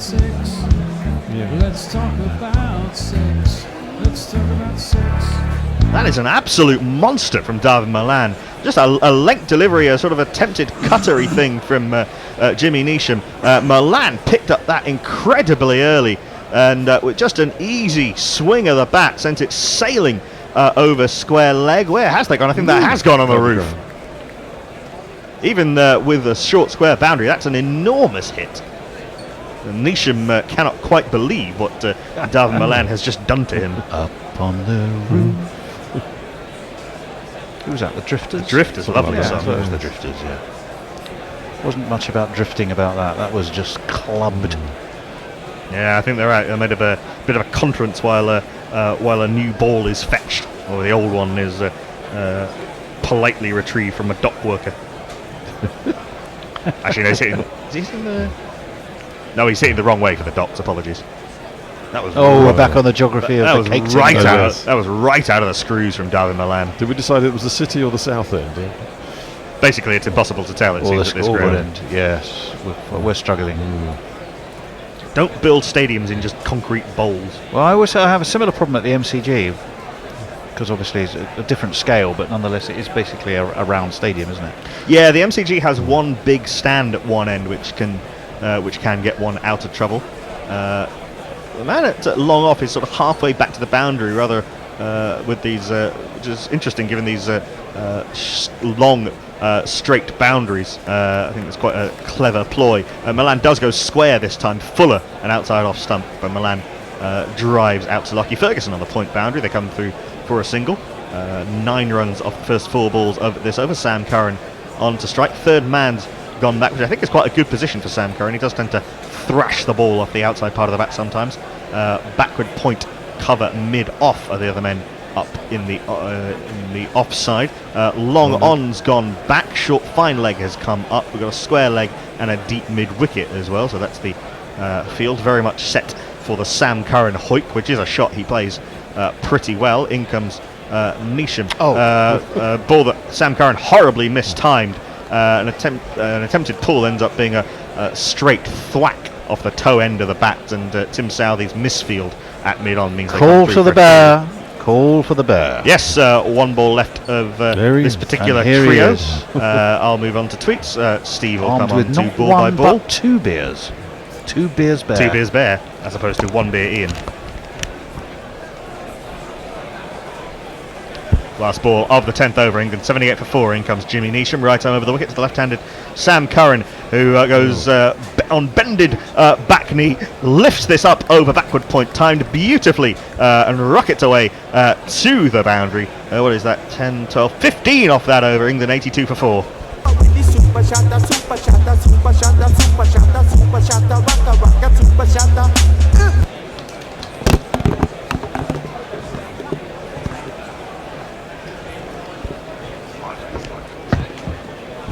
a much-needed injection of impetus from Darwin Milan and Sam Curran. That was a monster hit from Milan over the leg side. Godland, wasn't it? Just this is it. I mean, you've got to think with that short boundary. If they can get one boundary and over, and then keep the singles ticking over, it's going to go down to the last couple of overs, isn't it? As long as they don't lose wickets, I suppose. Yes. But there's only 10 overs left, and they've got 6 in hand. Yeah, Couple of swingers. Yeah, need 9.5 and over. It's higher than England would like it, I think, at this stage. Yeah, but, definitely. I think it's been floating about that all the way round. And they'd probably like 1 wicket less as well. But I mean, it is a. So Mitchell Santner into the attack apparently. Ooh. A replacement for Mr. Sodhi. Yeah, they're rotating the spinners. Yes. We'll give him a jingle in a second. First ball to Milan, who just nudges it into the leg side. Fielder comes round. That's just 1 more to the total. Wonder if we might see a change of ends or so that you go from the other end and bowl the spinners in tandem. Well, let's give him a jingle. It's what he likes to do, doesn't he? Santner baby, get some drift into the pads for me. Been an awful good Kiwi. Santner baby, and dart them in quickly tonight. So Santner in again. Left arm just outside off stump, nudged away into the leg side again. Another single to the total. You've got to think Milan's got to go most of the way here as well. And even though he's not going at the greatest rate, but at least he's in, he's seeing the ball. And he is upping his rate, actually. Yeah, well, he is. That's it, another 6. Sails over mid-wicket, right back to row Z. Dropped in the crowd again. But another 6 to total. Yeah, 37 off 26. Been a strange innings from Darwin Milan, but those 2 hits over the leg side were superbly well timed. See, from the moment when you said you liked him, he suddenly woken up. All they needed was a bit of love. Well, this is Don't we all? It's such a short boundary. I mean, you think the two catches that have gone long. You know, you can see the Kiwis trying to hit it down the ground too much. It was an interesting difference because the Kiwis, when they were batting, were playing it square, weren't they? All Yes. the time, and England seemed to go straight. Precisely. Anyway, another single to Mr. Milan. Sam Curran now on strike. Local knowledge, I suppose. Although with such short boundaries, well, it's not that difficult to work out. Yeah, well. This left-handed Santner, and Mr. Curran is joining in. He's gone slightly long and is caught again. Grondon, a third catch. Yeah, third catch in pretty much the same position. Yeah, exactly. Oh, God. Well, you see, that's how you catch the ball, boys. Yes. Let's give him an out. Now you're gone.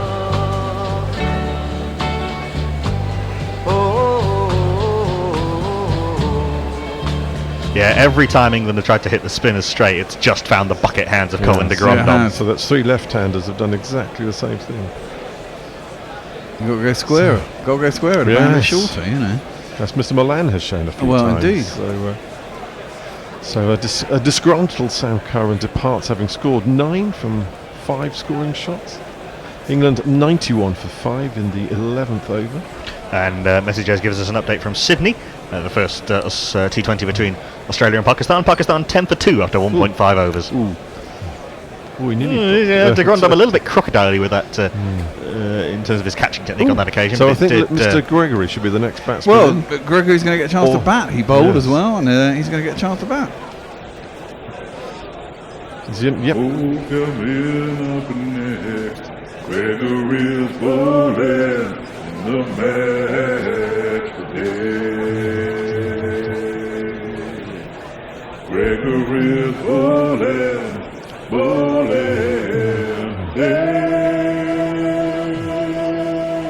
Yeah, it looks like it's going to have to be, Milan bat through and everyone else tries to hit around him, yeah, to try and make sure that the rate doesn't get out of hand. Lewis Gregory is very, very powerful, mostly off the seamers. Good. So Gregory to face his first ball, last ball of the over from Mr. Santner.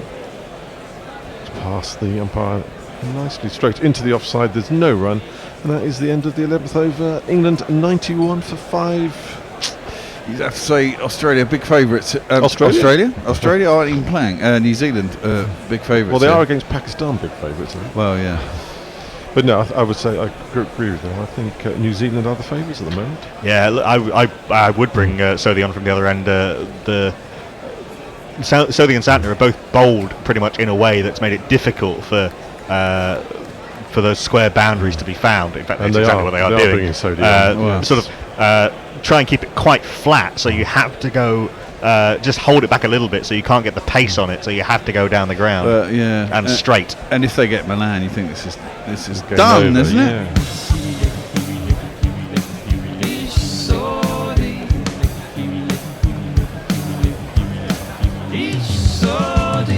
Karan Munn is with us on our own Guerrilla Cricket Facebook page, and on Cricket Tracker, Masum Billah Shalaudin and Vinit Kumar are with us or watching.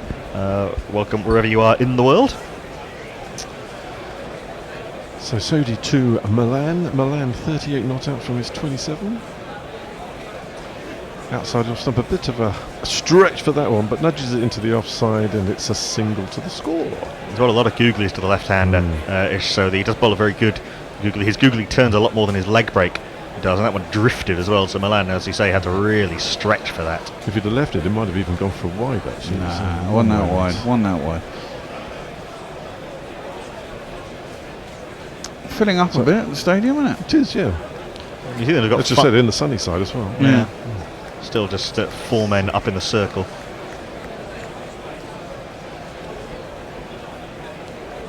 An aggressive shot from Mr. Gregory. That goes out towards the boundary. It's cut off, and that is another single. Yeah, Lewis Gregory off the mark. Showing his intent there. In He's not, international cricket, yeah. But again, Sodhi and Santner are both bowling very well here. I think they're taking the pace right off. So England are having to put all of the power into the stroke themselves.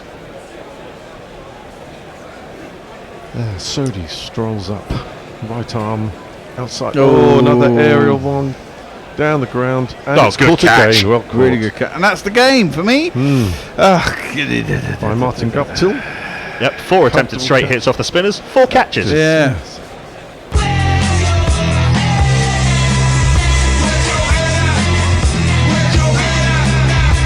Another googly had a thumb and forefinger, which is how he bowls them, sort of like tall leg spinners, googly action, a bit like Anil Kumble. And Milan really had to stretch for that right off the bottom part of the bat, and a good catch from Martin Guptill coming in off the long off boundary. Again, not someone who is likely to drop a catch. Although, having said that, actually, he did drop a catch in Christchurch, but then took an absolute blinder.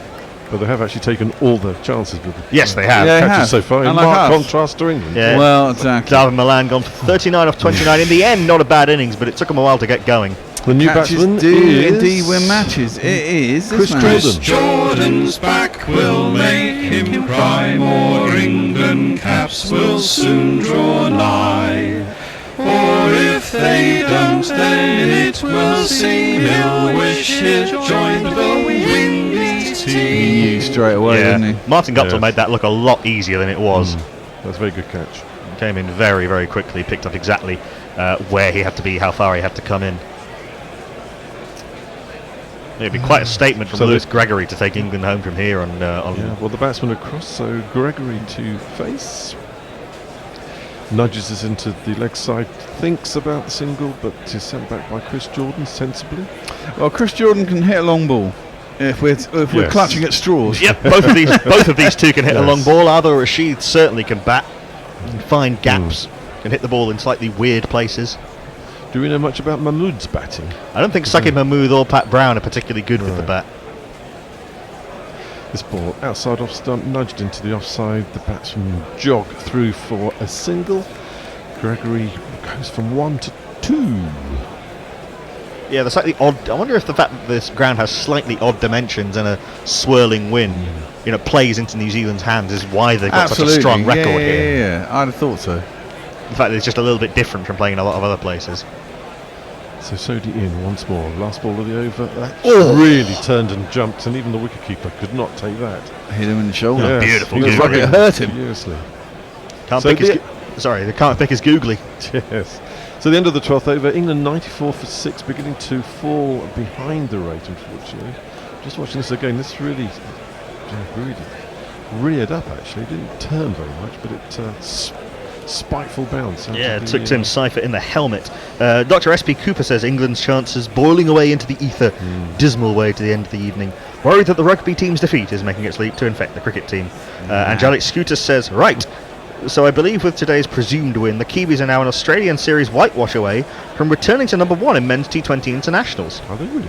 Yeah, Pakistan have held that title for a little while, but their T20 cricket has not been as good this year as it has been in the previous few years. Mitchell Santner, outside of stump, smear towards the deep cover boundary. Ball rather lazily thrown back in, but it's another single to Gregory. Well, I think he deliberately threw it in on the bounce because Guptill's right in the shade there. So I think Seifert was thinking that if the ball was coming in on the full, he wouldn't be able to pick it up. I think Martin Guptill's got a good enough arm that he could easily throw that in on the full if he wanted to. So Jordan facing his second ball. Strong forward defensive, there's no run there. Santner fields. Really good from the spinners. Ishodi 3 overs, 2 for 13, really impressive. Santner 2 for 18 off his 2 and a bit. Another spiteful bounce there, wasn't it? So well taken by Seifert. Very good take from Seifert. Rising with the bounce. Not something you see Mitchell Santner do very often. Get one to spit off the wicket like that. In again. A gentle nudge out into the offside. No run again. I wonder if England might play both leggies in the next game. Parkinson and Adil Rashid. Yeah, Jordan still to warm up here. Naught from his 4 balls. Santner strolls in, left arm. A waft from Chris Broaden again, straight through to Seifert. Again, no run. He's got him on toast here. He does, and he's trying to force everything off the back foot. Well, I think he wants to hit. He really wants to hit down the ground, but he knows that it's not the percentage shot. So he's trying to hit square, and it's not really his game. Nice shot just behind square on the offside. Again, another poor throw in. Ball bounces around. Anyway, Jordan has jogged through for 1. He's off the mark. 2 runs off that Santner over, and England 96 for 6 at the end of the 13. Yeah, what were they after 10 overs? I mean, the real slow down in the last few overs. They were wickets, they were 82 for 4 after 10 overs. So they've scored. They were 118 for 4 New Zealand, so a long way. Yeah, so that's what 2 for 14 in 3 overs, which when you're chasing a reasonable total of 177 is not helpful. Sodi continues. Jordan nudges it on the 45-degree angle. He's a bit late on that, wasn't he? He was a little. Yes, but surprised it wasn't sharp. But they jogged through for a single. Sodi prepares for the next ball.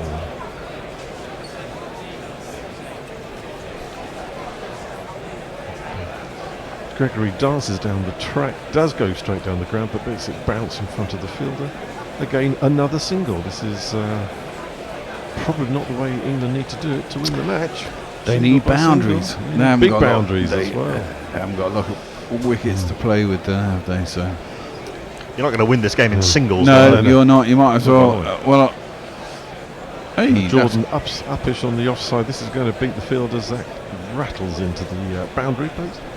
And I've got to do something. Yeah, the dig. 1, 2, 3, 4. First boundary in 3 overs. Well, yeah, I mean, I'm kind of with Andy Ward when it comes to T20. You just got to keep going. If you lose by a lot of wickets and you get thrashed, that's the way it goes. This has gone a long way up here from Jordan. Where's this going to land? No, in the crowd. For a well 6. Done, my man. Give it some Humpty. Boy, he's powerful. He hit that's a straight 6 to a long boundary off the back foot. You see he's gone deep in the crease there. It's turned a little bit. And it went a long way up as well. He's camped on that back foot and used that to get the power into the stroke. The ropes by about good catch from a man outside the boundary. Yeah, good work from the ground staff. Oh, that's gone as well. Another one. So I think because Jordan's decided he wants to finish the game quite quickly. Well, he is technically an all-rounder. Yes.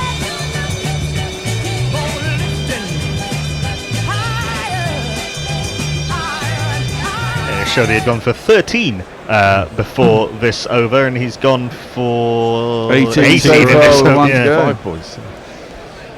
England gallop to 114 for 6. Last ball of the 14th over. Sadie strolls in and gets hit again. Got that out of the Fuck ground. me. Well, not quite, but long way back in the ground. Well, suddenly things take a change. 666. I should have actually played this, shouldn't I?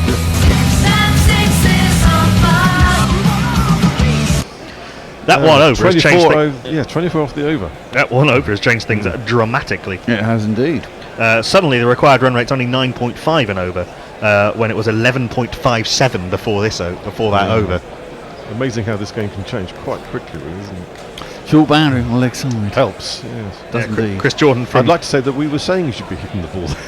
Chris, we've been saying we were. We should be managing the England team. Chris Jordan from 1 off 6 is on to 24 off 11.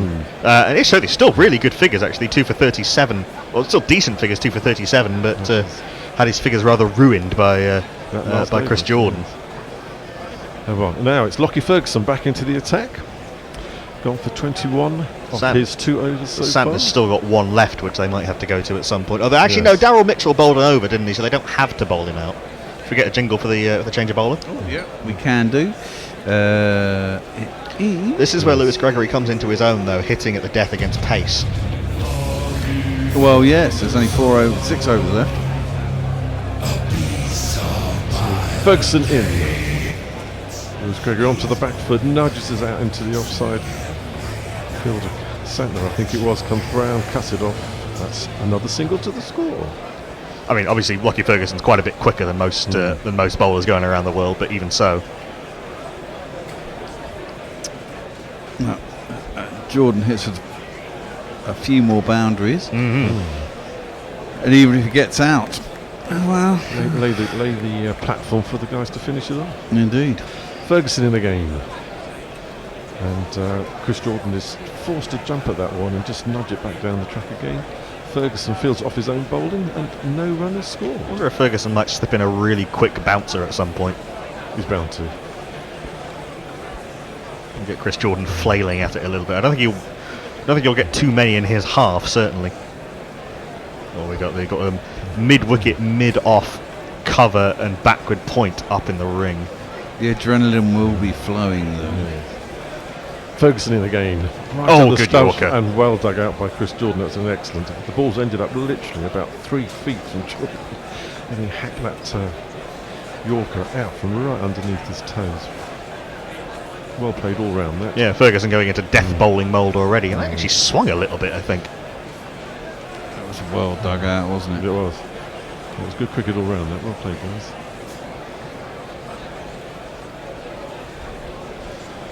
So the 6 hitting has been put on hold for a while here.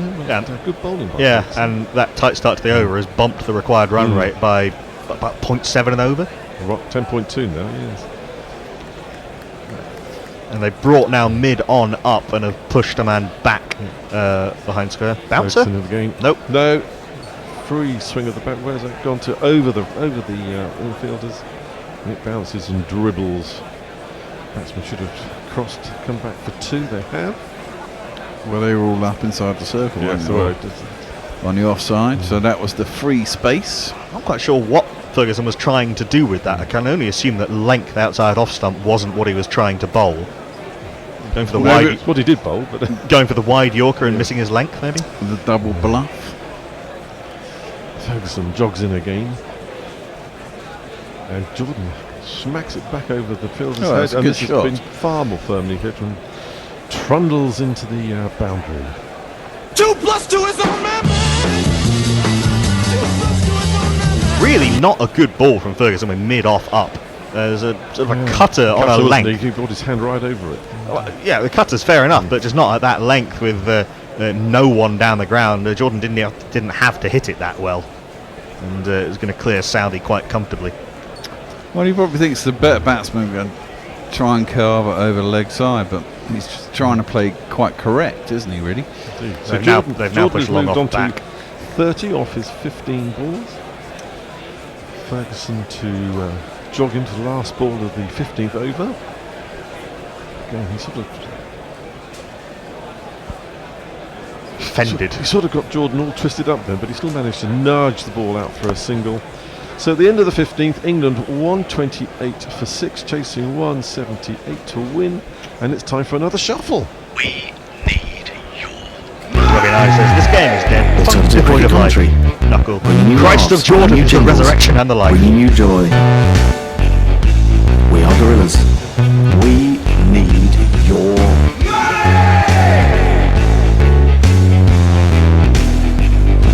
patreon.com/Gorilla Cricket.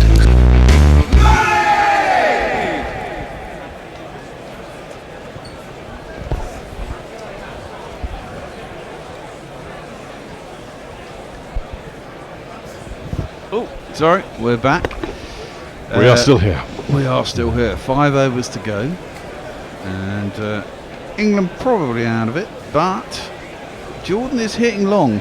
He's got 31 off 16. Gregory's 5 off 7. Haven't seen much of him so far. He's also a finisher, isn't he? Well, apparently he is. Somerset, and England are 128 for 6, requiring 177. So it's about 8 and over. Another 49 required. 49 required off 5. Oh no, that's the current run rate. 8.5. Yep. Santa is in. Over the infield, out to extra cover. Good shot. What an Good, excellent shot. A lot of strength in the bottom hand from Jordan there to steer it between the two and the outfield. 4 runs.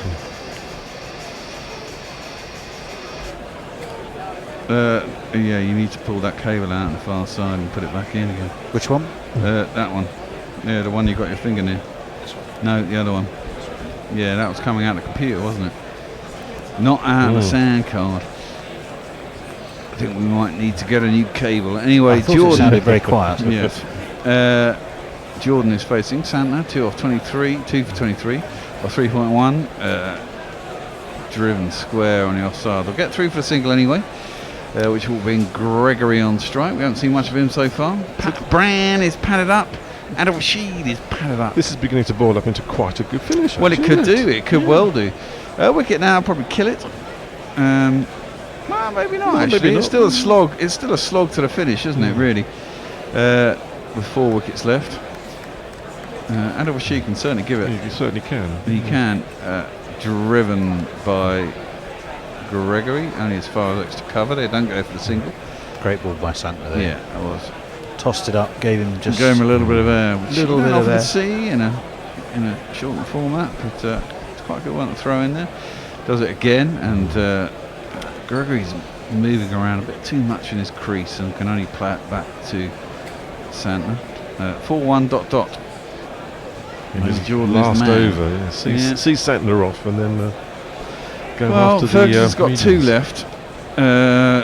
Down the track, driven nicely through extra cover, but there is also cover out on the boundary. Jimmy Neesham. The sweep. The sweeper is out there, and they get a single. 5 off the over. 1 ball left. Kind of need a boundary off this ball. Preferably a 6, but Angelica Scooters has just. I'll wait till Santner's finished. last ball the over. Santner comes in, smashed in the infield. Has it got enough on it? No, it hasn't. Jordan has gone. He's caught down at long on by Martin Guptill. Okay. And another wicket falls. Good innings by Jordan, 36 off 19. You flipping muppet. Yep, he gave it some impetus. Well, he did quite well for the time he was in. He did. Well, he's a number 7, you know. It's not his job to, it may well be his job to finish the game off, but he'd probably want to be closer to the end to be able to do it. Between Guptill and de Grandon, how many have they taken between them? Well, de Grandon's had 3. 5. 5, maybe. And how many have they dropped? None. Well, there you have it. There you do indeed have it. And let me complete. Angelic Scooters text us. In other news, Elise Perry and Elisa Healy are quite good at cricket, and reports their 150 partnership for those two. Oh wow! 6. It's 6, isn't it? What catches between them? Guptill, I think, has 2. Yeah. De Grandon has 3. He caught Curran, he caught Billings, and he caught Morgan. Guptill caught Milan. Oh, and Jordan, yes. So and 2. Jordan, certainly 2. 5 out of 7. 5, yeah. 5 out of 7. It's quite straightforward in the end. Southey is in. and Gregory slapped him into the offside. To the man on the 30-yard circle, extra cover. He'll get himself a single. The new man. We didn't jingle him, did we? We were trying to work out the catching ratios. But it is, of course. The Wasp is now down to 16% for an England victory. I suspect that's probably pretty close. It's this man anyway. On the 45. And he's facing up Southey. I thought he'd hit that straight to the point, but he didn't. He hit it behind point down to the man on the backward point boundary. Got himself a single, got himself off the mark. Gregory will take up the strike. Who does Gregory play for? Somerset. You told me that about 4 times. It's going to stick eventually, but it hasn't stuck yet. Your deep knowledge of county cricket. Oh, my yes. You're only interested in them once they once they make it into an international team. Well, you know. That's got to be a wide, isn't it? It should be a wide. No, I think he was just well, it was outside the line and he went across to it. I've seen them given in other games, but it wasn't given here. I'd be a bit upset if I was him. Morg's looking very relaxed in the on the side. Shit about T20 competition. Really. That's got to be a wide. I mean, it's wide of the off. Yeah, that's a fucking wide. Jesus. Anyway. Got away with that one. Did get away with that one, did Southey. One for 12. Smashed by Gregory. That's better. Out to deep mid wicket. Good bit of fielding. Palm off. We're going to come back for 2. And that's good running by Gregory. He probably knows it's up to him. Angelic sharp take by Seifert as well. Yeah, it was actually. It was a decent throw though. Came in on the bounce, nice height, over the stumps. It's a good handoff. Message from Angelic Scooters. Oh, thank goodness for that Guppy two-handy. Game over, my friends. No one's come back with "we're doomed" yet. Oh well, I'm sure. Ravi Nair and Woi will be fighting over that one. Smash straight down the ground. It's up in the air again. Has this one got the length? Has this one got the length? Yes, this one has got the length. Gregory hits it long on. Gets himself 6 runs and he moves on to 15 or 14. 144 for 7. It's not that far away with a few long hits, is it? Problem is we lost too many wickets. That was a fine smote, though. It was a fine smote. Must be 110, 120 metres, that's good. And 144 for 7. 33 to win off 19.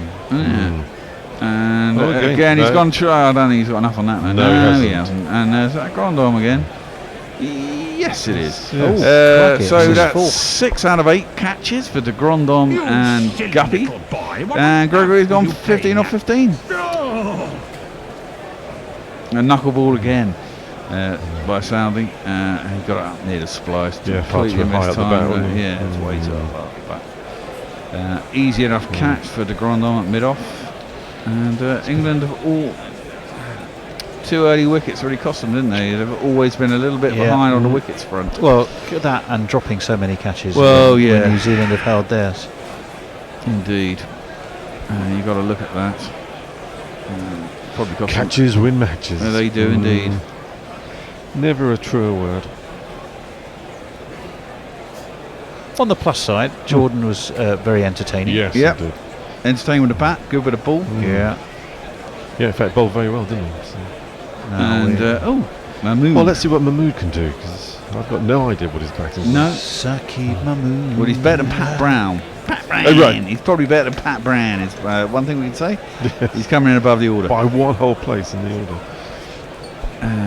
Well, he's only got to survive 3 overs. He could smoke at 6 or 2. That would be quite handy. He probably can do that. Decent ball by Ferguson. Lockie bowling his last over. It's full, straight and fast outside the off stump. That's probably good enough for Mahmood, to be honest. It looked it, didn't it? Yeah, it certainly did. Because he could only fend at it. And there is no run. Just bowled. I bet if he bowls a test Did we jingle up Mahmood? Or no, we haven't yet. But I reckon if you bowl a test match length to him, I can offer you. This is what I can tell you about Saqib Mahmood. We'll just wait until. Lockie Ferguson is in. He edged it for 4. Good man. Fine through where first slip would have been. He'd have snaffled it. But there isn't one because it's a fucking T20 match. I can tell you, Saqib Mahmood, until that 4, his highest ever score in T20s domestically was 0 not out. Well, there you go. It's his highest So score ever. in immediately he's T20. coming to international cricket and exceeded that. He could be a hero. He here. obviously Saj, finds- no, I was going to say Saj Mahmood. It's not, is it? But he Not. could be a hero. And he's got 4 off 2. Strike rate of 200. Yeah. Go, my man. Next ball, he chips to the well, outfield, and he's caught by Southey. It's a new catcher. it's a new catcher at cover. 148 for 9. England are done. They require 30 with 1 wicket left, and It is. 2.5. Could be an early night. Well, these things are Well, limited. it's an average night. Well, I suppose what we did learn is that Mahmood is not going to be the person to. Well, we did know that he also rescue. got his highest ever T20 score. Indeed. with a strike Well, rate his of first- 133. What we learned is he got his first ever T20 score. Well, yeah. And even that was with an edge, but nonetheless, he got it. Yep, indeed. So what does that tell us about Pat Brown? Not a lot. Well, if you can swing through the line and get 6, I'll be happy. I can offer you similar encouragement for Pat Go Brown. on. Come on in. Give it to us. Give it to us. Brown, One not out. in 36 T20s, he has managed a total of 4 runs and a highest score of 3 not out. Oof. So he's hardly ever batted. Yeah. So tell you, he's never actually hit a boundary. Yes. Yes. Well, all we have to do is edge one.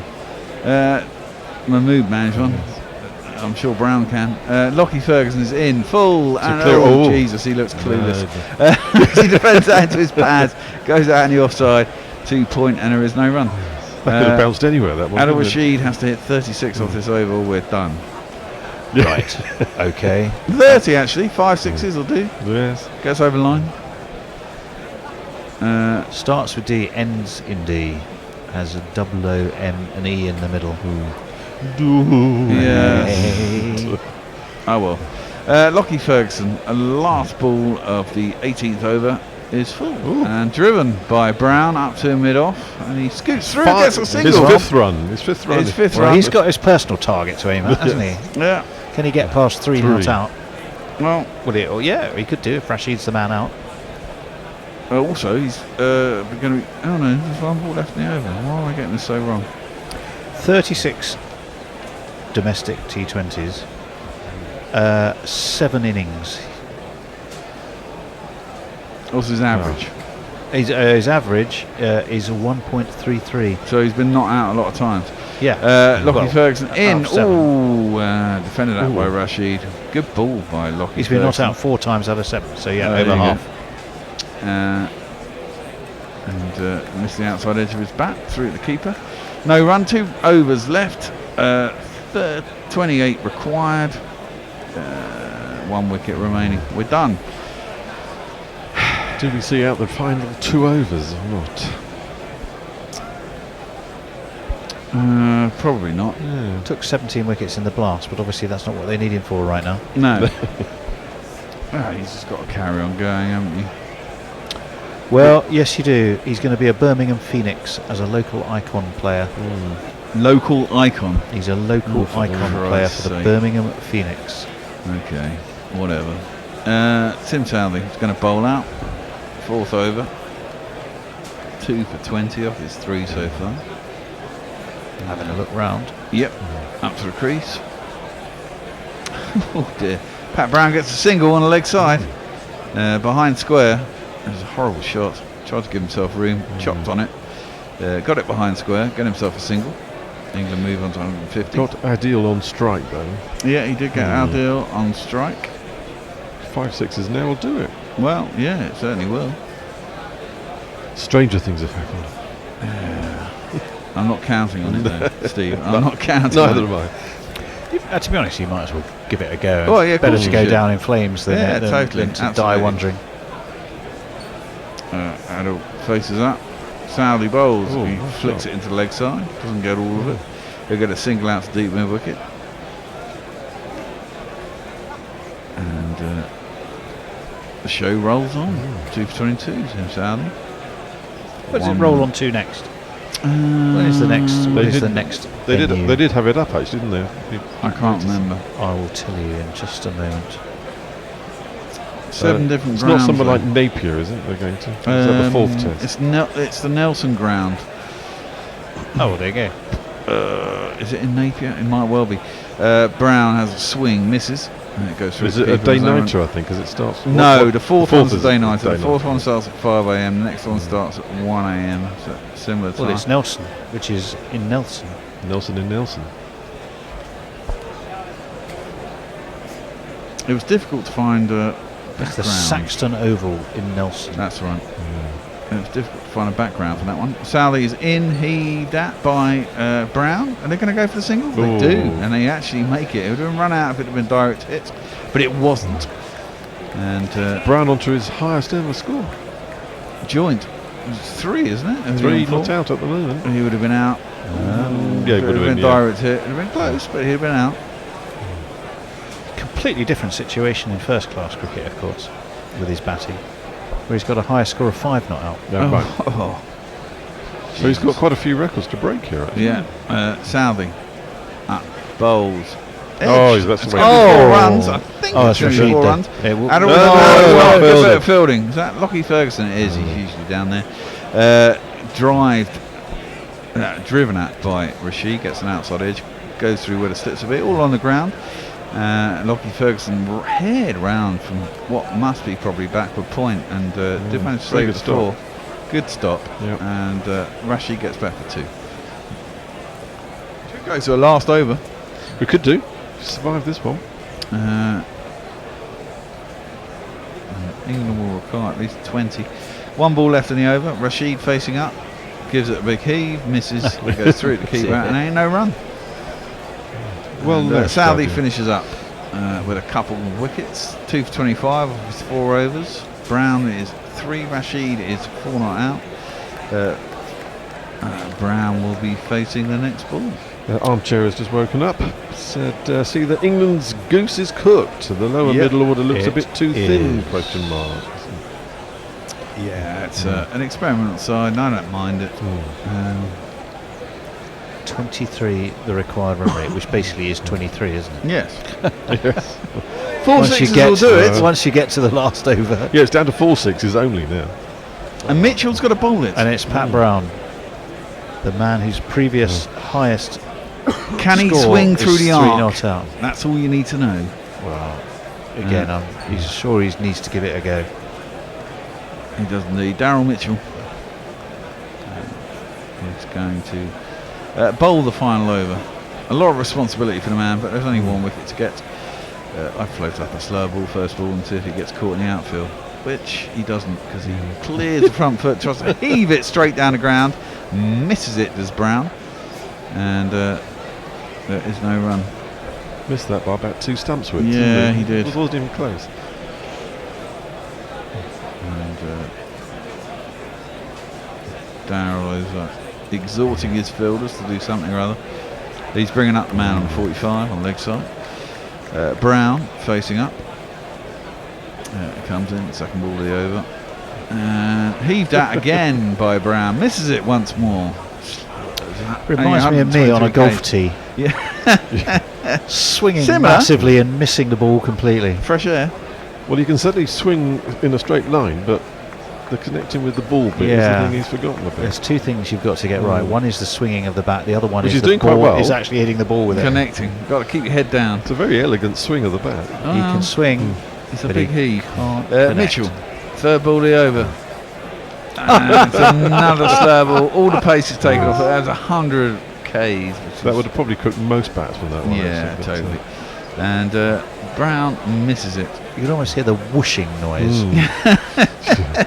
Sat here, can't you? Whoosh! He gave it a full heave-ho, didn't he? Yes. I mean, he's going for 6s. Give him that. Yeah, totally. He's not trying If he rolls to. a straight one, they'll probably bowl him out.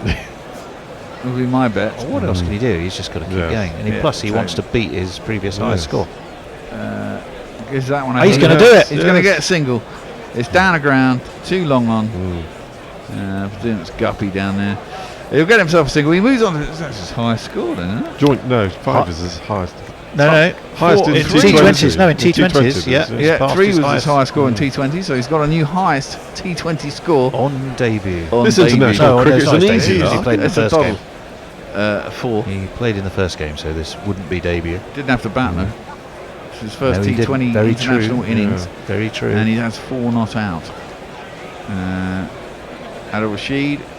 He's Bowled all over. And the that's place. it. It's all over. 155. England are all out. New Zealand win by 22 runs, 21 runs. And Adil Rashid, last man out, 4. And so it's good night from Angelic Scooters. Thanks for the company, guys. I'm sitting an exam during the third match, so we'll join you again for game 4. Oh, well, Okey-dokey. okay. We look forward to your company for that. It's everything about T20 cricket in a way, isn't it? Yeah. So England win the first one Meaningless. with it's meaningless, but it with they win it with by 7 wickets with 10 balls to spare, or 10 something. balls yeah? to spare. Here, really, New Zealand had it nailed from probably 3 overs out. Jordan brought yeah. some excitement. All about 3 balls. We in, lost. though. We lost wickets too early, too often, and we didn't catch. and we didn't catch. And that probably cost us 25-30, probably more. And more. Yeah. And that was really the difference. So What was it is, Neesham in the it end? is true that catches do win matches. And de Grandhomme and Guptill offered a masterclass in catching, really, didn't they? Yes. Which they did very, very nicely. They didn't drop one, did they? No, they didn't. So 21 run victory. 21 run victory. The series is level 1-all. Which makes it exciting. It does indeed. Shall I just take us through the rather interesting unbalanced scorecard for England? You can. Johnny Bairstow went very first ball, chipping to Mitchell off the bowling of Southey, his first ball of the innings. Dawid Malan looked good for quite a bit. Scratchy start, then he picked up in the middle, hit 1-6 onto the roof, but hit 39 off 29 before he became Guptill's first catch off Sodhi. James Vince, well, he never got going today. He couldn't catch and he couldn't bat either. He went for 1, caught Santner, bowled Ferguson. Owen Morgan, the captain, he and Milan together looked optimistic, but he was de Grandhomme's first pouch off Santner. He went for 32. Billings went for 6, caught by de Grandhomme off Sodhi. Curran went for 9, caught by de Grandhomme off Santner. Gregory showed some promise, but he was caught by de Grandhomme off Southey. So 4 catches for Colin de Grandhomme. Jordan, he came out swinging, hit some big 6s, 36 off 19. He was caught, bowled Santner. Guptill, beg your pardon, bowled Santner. Adil Rashid, he went for 4, bowled last man out to Mitchell. Mahmood, he was caught Southey, bowled Ferguson. And Pat Brown, the not out batsman, with a majestic 4. That's it from us. We will be back in a couple of days, nights time, depending on where you are in the world. It has been an absolute pleasure to have your company. This 5-match series stands at 1-all, and we shall see you soon. Guerrilla cricket.